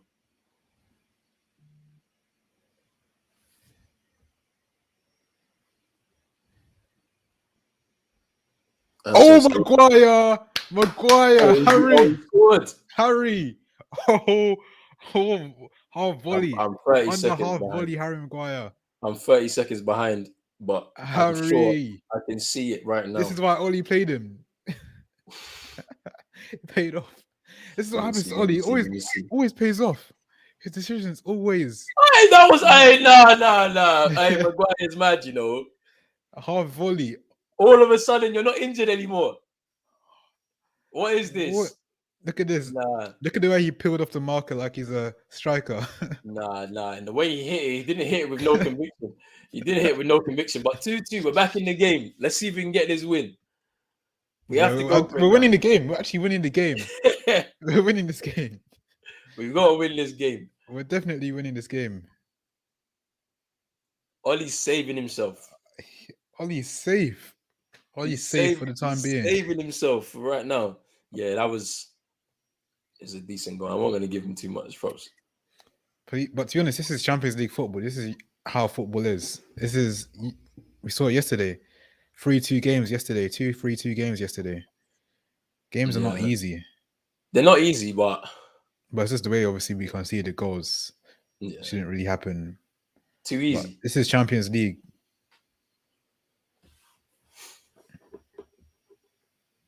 Switch it. Of course, we're finding the winner.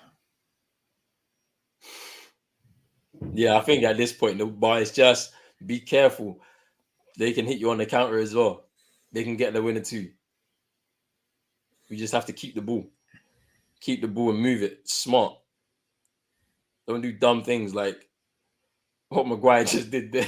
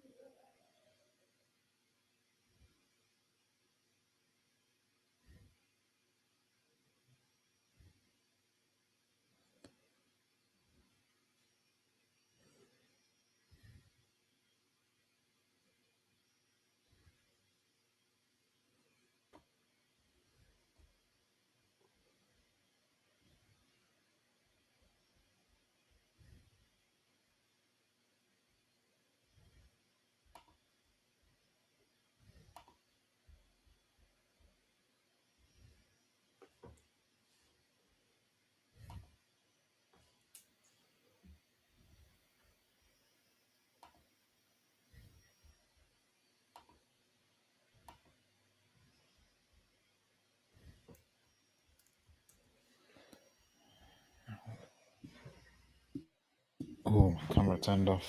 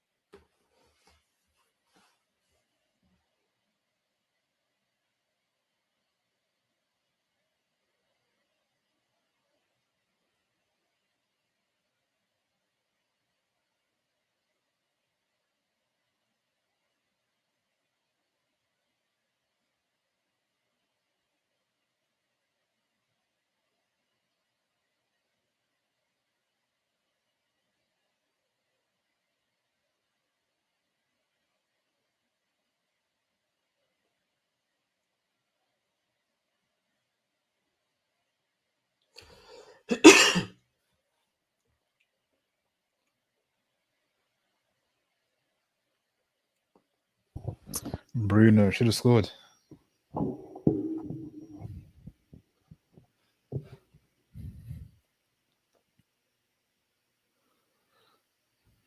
Atalanta are tired.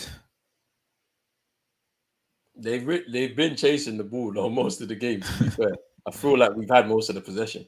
They've been sitting back, trying to counter us.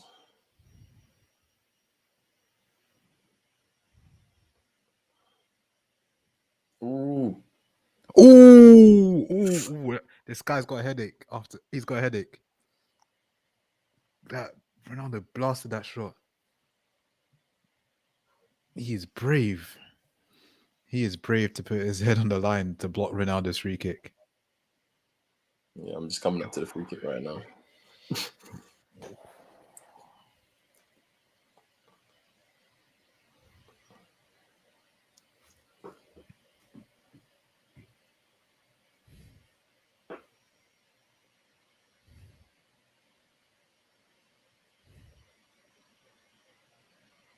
Oh, of course, Mr. Inevitable. Of course. He scored. Of course. Of course. Nah. Mr. Inevitable. Of course. Of course. I gotta see this. Oh my gosh. Of course. Of course. Of course.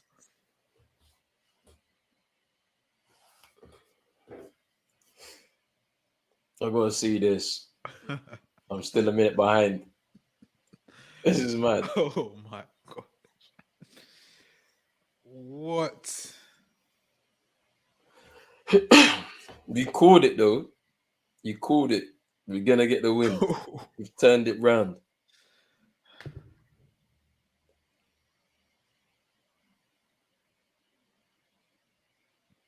This is what we need. Service. And he'll score the goal. Ooh, Service. Hey, that was a You ball. need the service. That was That's a all he needs. ball. He thrives off service. Get the balls in the box. He's Oh, gonna no, score. that was a good ball. Out of jail again. Oh my gosh. He turns into prime Sir Alex whenever he's under pressure. What? It's mad. Nah, this is mad.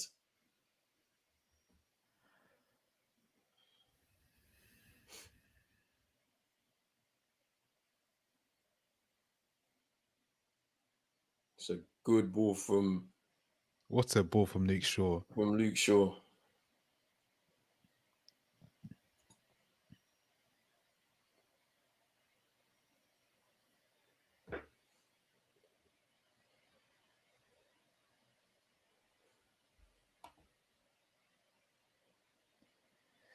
There's more goals to come. There's more. You want more? I want us to stop. More. Stop the count right now. Just stop the count. End the game. I'll take this. I'll take a 3-2 right now, and we can figure out the next game in 2 weeks.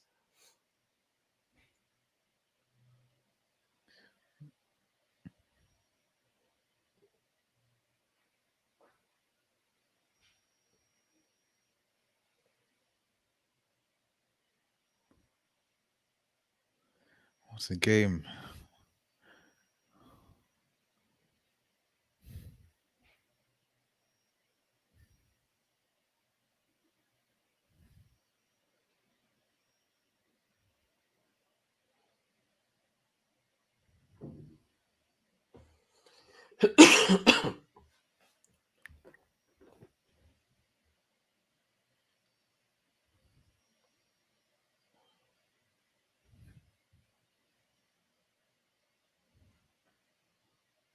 Yes, Matic. Good.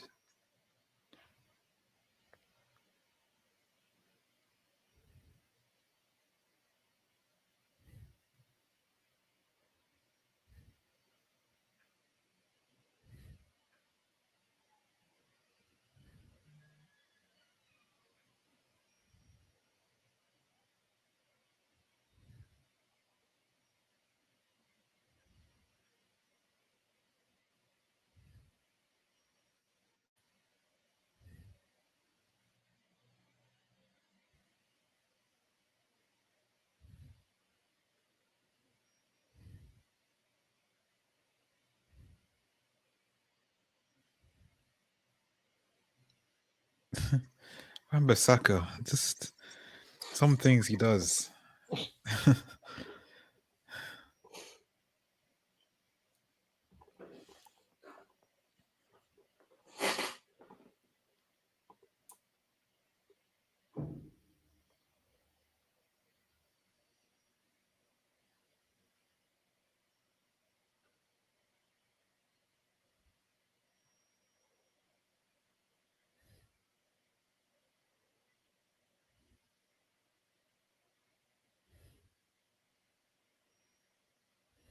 Atalanta fans are not happy.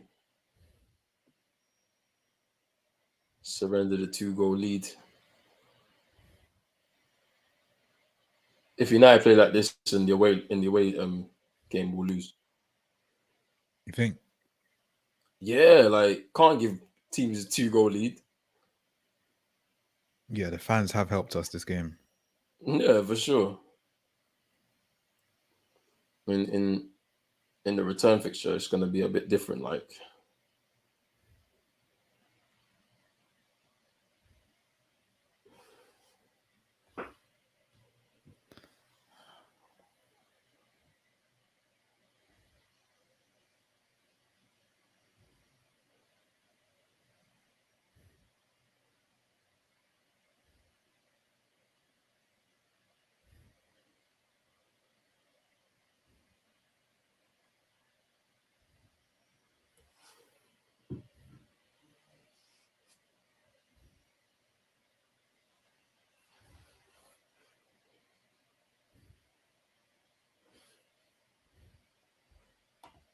big up my mum in the Why chat. are we conceding a corner? She All you said, have to do is just clear the ball. Daddy's happy, but he's still saying sack Ollie tomorrow. Big up my mum again in the chat.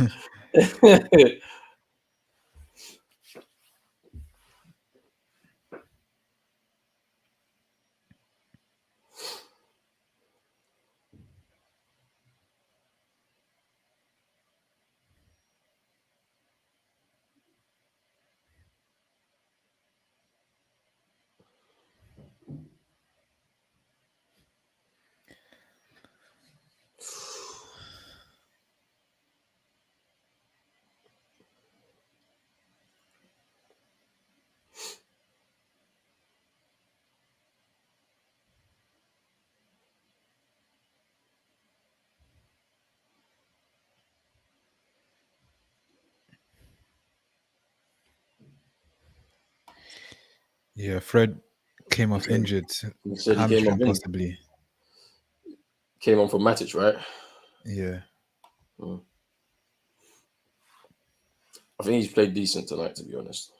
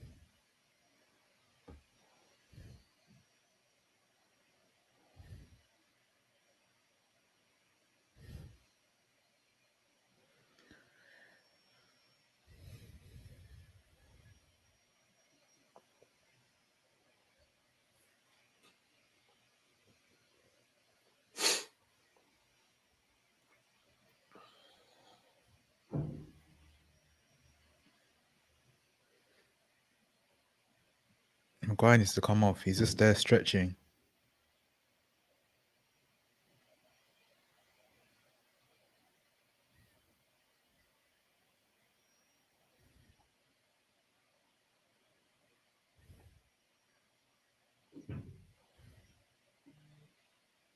No.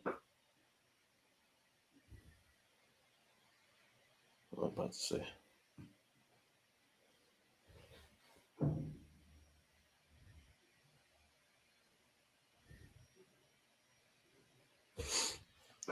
A couple more minutes to see this out.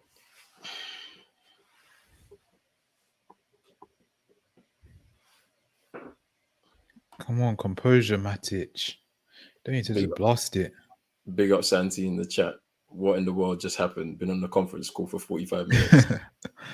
United have turned it around. Ollie's job is safe for at least another fixture against Liverpool. Oh, mate.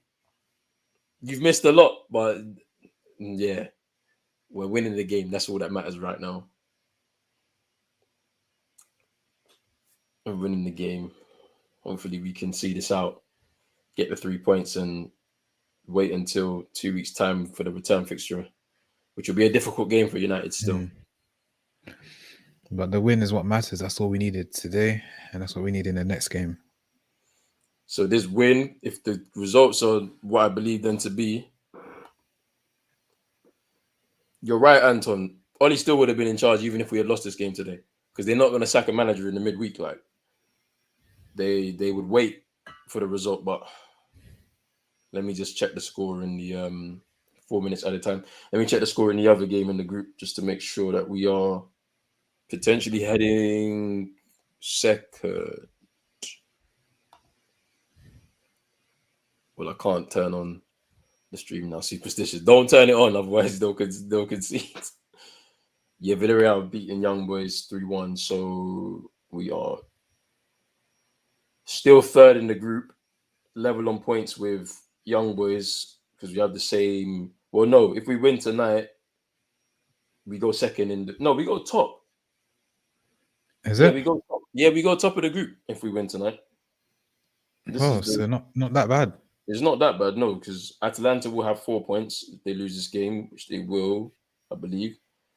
We'll have 2 wins to make it 6 points. Young Boys will have 3. That game they beat us in. They're currently losing right now to Villarreal. Villarreal will have 4 points. They'll go.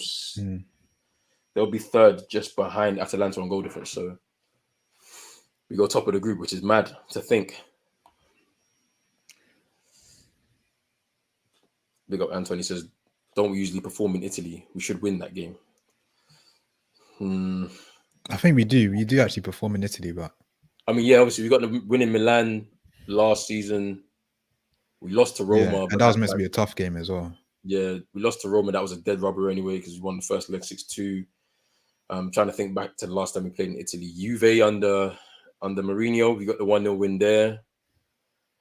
The results are kind of sporadic from there. Like we've won games against Milan. We've also lost some games against Milan to Inter. We've beaten Roma. We've had sporadic results in Italy, but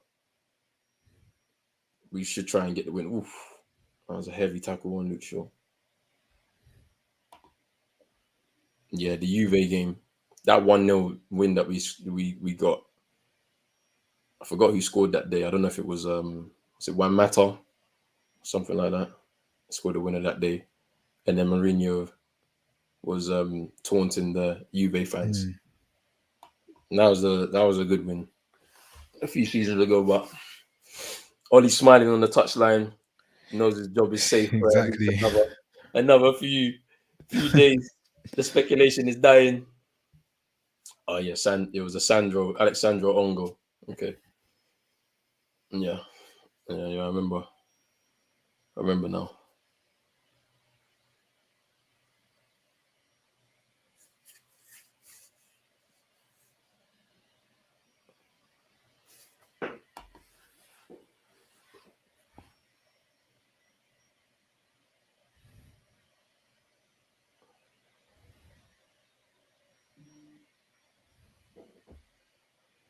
Ooh.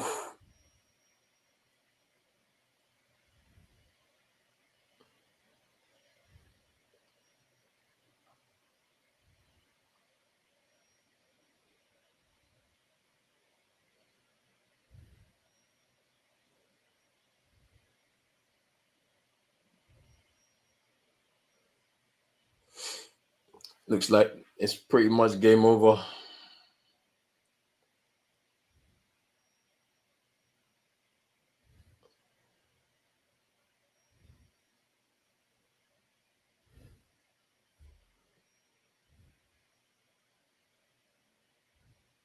Yes, come on. Blow the whistle, ref.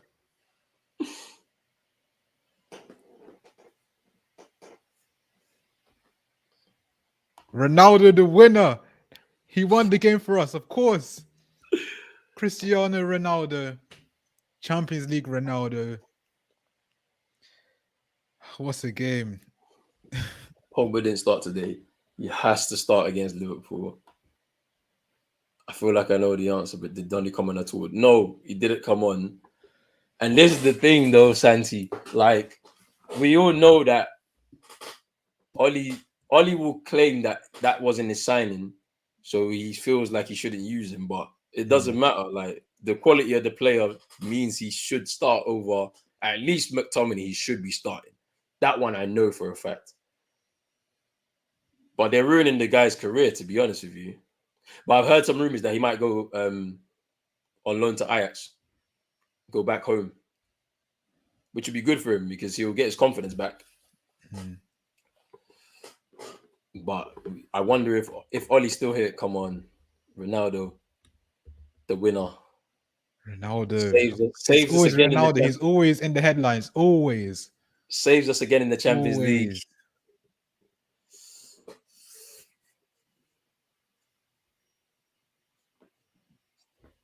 I don't think the players are really that much happy with the result.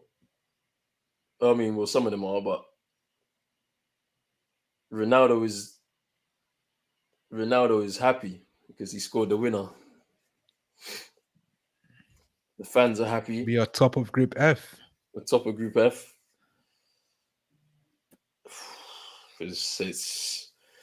They got him out of jail. Like, he's so relieved. He's the most relieved man in Manchester right now.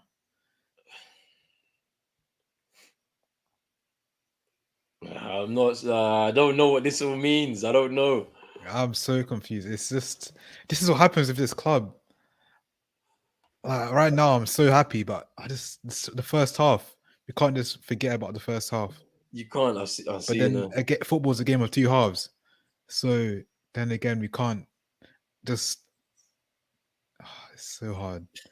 I just seen a pitch invader. Yeah. He was so close. He was very close. But then he got tackled. He was close. Oh, no. This is crazy. I don't know what this means. I feel like, people are happy with the win. Obviously, the fans in the stadium, yeah. Ollie's under serious pressure still. I don't think that this relieved the pressure from him, in my opinion. Big game on Sunday against Liverpool. Has to get a result. We're getting a result. Now I'm back to what I said before the game. We're getting a result. You feel like we're getting a result? I should have stuck with what I said. Just be confident. Yeah. Okay, well, look, Anton said that Pogba needs to start on Sunday, which he has to. But he may not feel like he needs him. I feel like I want to hear what he has to say about that first half, because that first half was pretty poor. I mean, with Fred potentially injured, it could be Matic and Pogba and McTominay. Yeah, potentially. That looks like it. That's what it will be.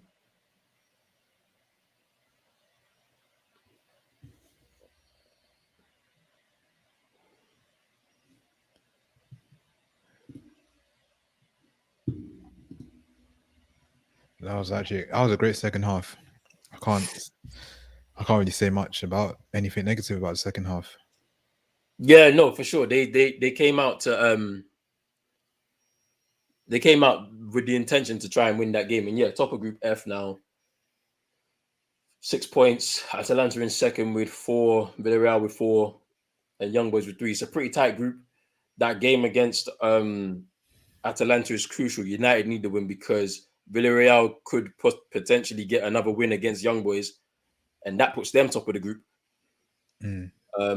If we don't get that win against Atalanta, it's going to be a very difficult game. But yeah, United have gotten that win. Give me your man of the match. Man of the match. Ooh. Who stood out that game? No one really stood out that game for me, but I'm gonna have to give it to Ronaldo because he's the one that got the winner at the end of the day. So yeah, Ronaldo. Yeah, I mean, I feel like Anton. Actually, Bruno potentially, but Anton saying Bruno. he got an assist. Yeah, no, I feel like Bruno was trying. Bruno was trying pretty hard. He was, he's putting in some hard yards. You got the assist for Rashford, as you mentioned. I feel like Fred before he came off was doing a lot of good things in midfield. Lindelof looks solid, which he has been throughout the course of the season. When he's been called upon, he hasn't really put a foot wrong, apart from that first goal, getting dragged out of position. Other than that, he was pretty solid. Wan-Bissaka didn't really put a foot wrong. I thought he was going to struggle against the wing backs. They weren't really in behind him too much, which is good. His positioning was better than usually. Bruno got 2 assists, so he got the first one. Oh yeah, he did. Yeah, the corner from Maguire, and then the Rashford goal. Yeah, yeah, that's a shout. I feel like Bruno probably man of the match. I think, I feel like Rashford had a decent game, but yeah, it's good turnaround from United. And yeah, I just it's hard to analyze because that first half was so poor. Yeah, but then the second half, every single player put in a shift. Which they had to. I mean, but like, I don't feel like I didn't see a game plan. I feel like when Cavani came on, we were kind of scratching our heads as to why did you bring him on and where was he going to be playing. He kind of played a little bit off the left and a little bit up front. Luke Shaw had that left-hand side by himself. Yeah. Sancho came on. He didn't really do too much because, as I said, like, he's being expected to be a driving runner, run at pace at his man, and he's not. That's not his game. And then obviously Pogba came on, a few good little pieces here and there, but couldn't really have too much of an impact on the game. A good assist from Luke Shaw for the Ronaldo goal. He leapt up very high, and scored that goal. And as you said, missed the inevitable, grabbing the winner again for United. Whew. What a game! It's a good game, good win.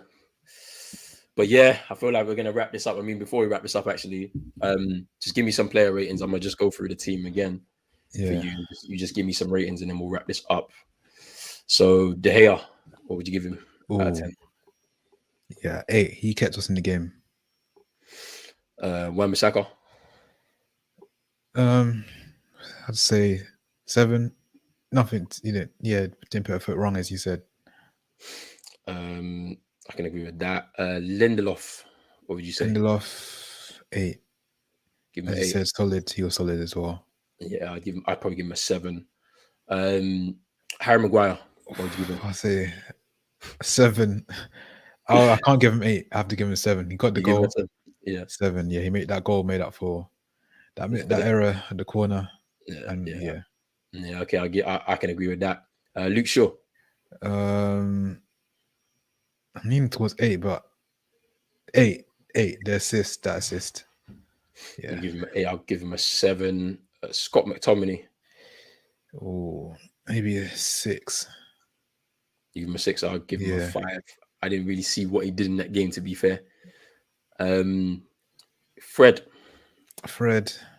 7. Give him a 7. I'll give him a 6. It was a decent enough performance.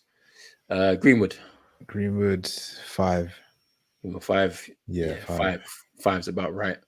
Yeah, I feel like he needs to be dropped. He needs to be dropped. I need to see Sancho starting on the right. On the right hand side. I mean, I feel like for him, he's nowhere near finished article just yet. Like, he's gonna have these up and downs kind of performances, inconsistent performances anyway. Yeah. Bruno, 8. Yeah, 8 is about right. 2 assists on the night, potentially man of the match. Rashford, I'll give him a 7. Good first game back. like starting game.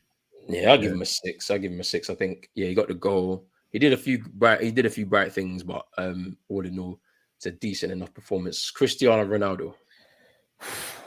I'm biased. I'm giving him a 9. I'm too biased with Ronaldo. Yeah, 9. Match winner. I'll give him a 7. Like, I'm gonna be harsh because I feel like with the way, obviously he got the winner, obviously to give us the win, cool.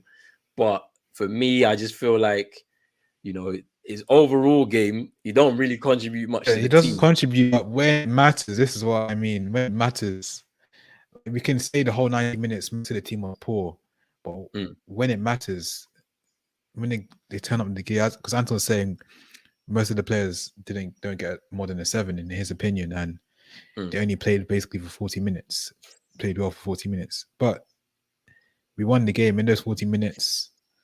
They turned up, so that's what I'm kind of rating them on. Okay, fair enough. I mean, I'm not going to get into the substitutes. They didn't really have much time to have an effect on the game, so we'll leave it at that. But before we get out of here, please let the people know where they can find you and all the stuff that you do. Yeah, so also have YouTube, All Things Football with Anton, who's in the comments, and on Instagram and Twitter _IBZ7_. Yeah, find me there. Cool. Thank you for coming on. Sorry. Thank you for having me. Yeah, it was a great game. I appreciate it a lot. But yeah, before we get out of here, I'm gonna make sure that everybody likes this video, subscribe to the channel if you're new, hit that notification bell, and yeah, I've got another stream coming up in 25 minutes. The UCL show. Got a couple of Liverpool fans on there, so I have to be careful what I say because they're gonna cook me. But they're coming on in 25 minutes, and then after that, we've got basketball, Watchalong, the Knicks versus the Celtics at Madison Square Garden. Should be a good game. But yeah, this is me, Pros Only TV, here with Ibs. We are out. Peace.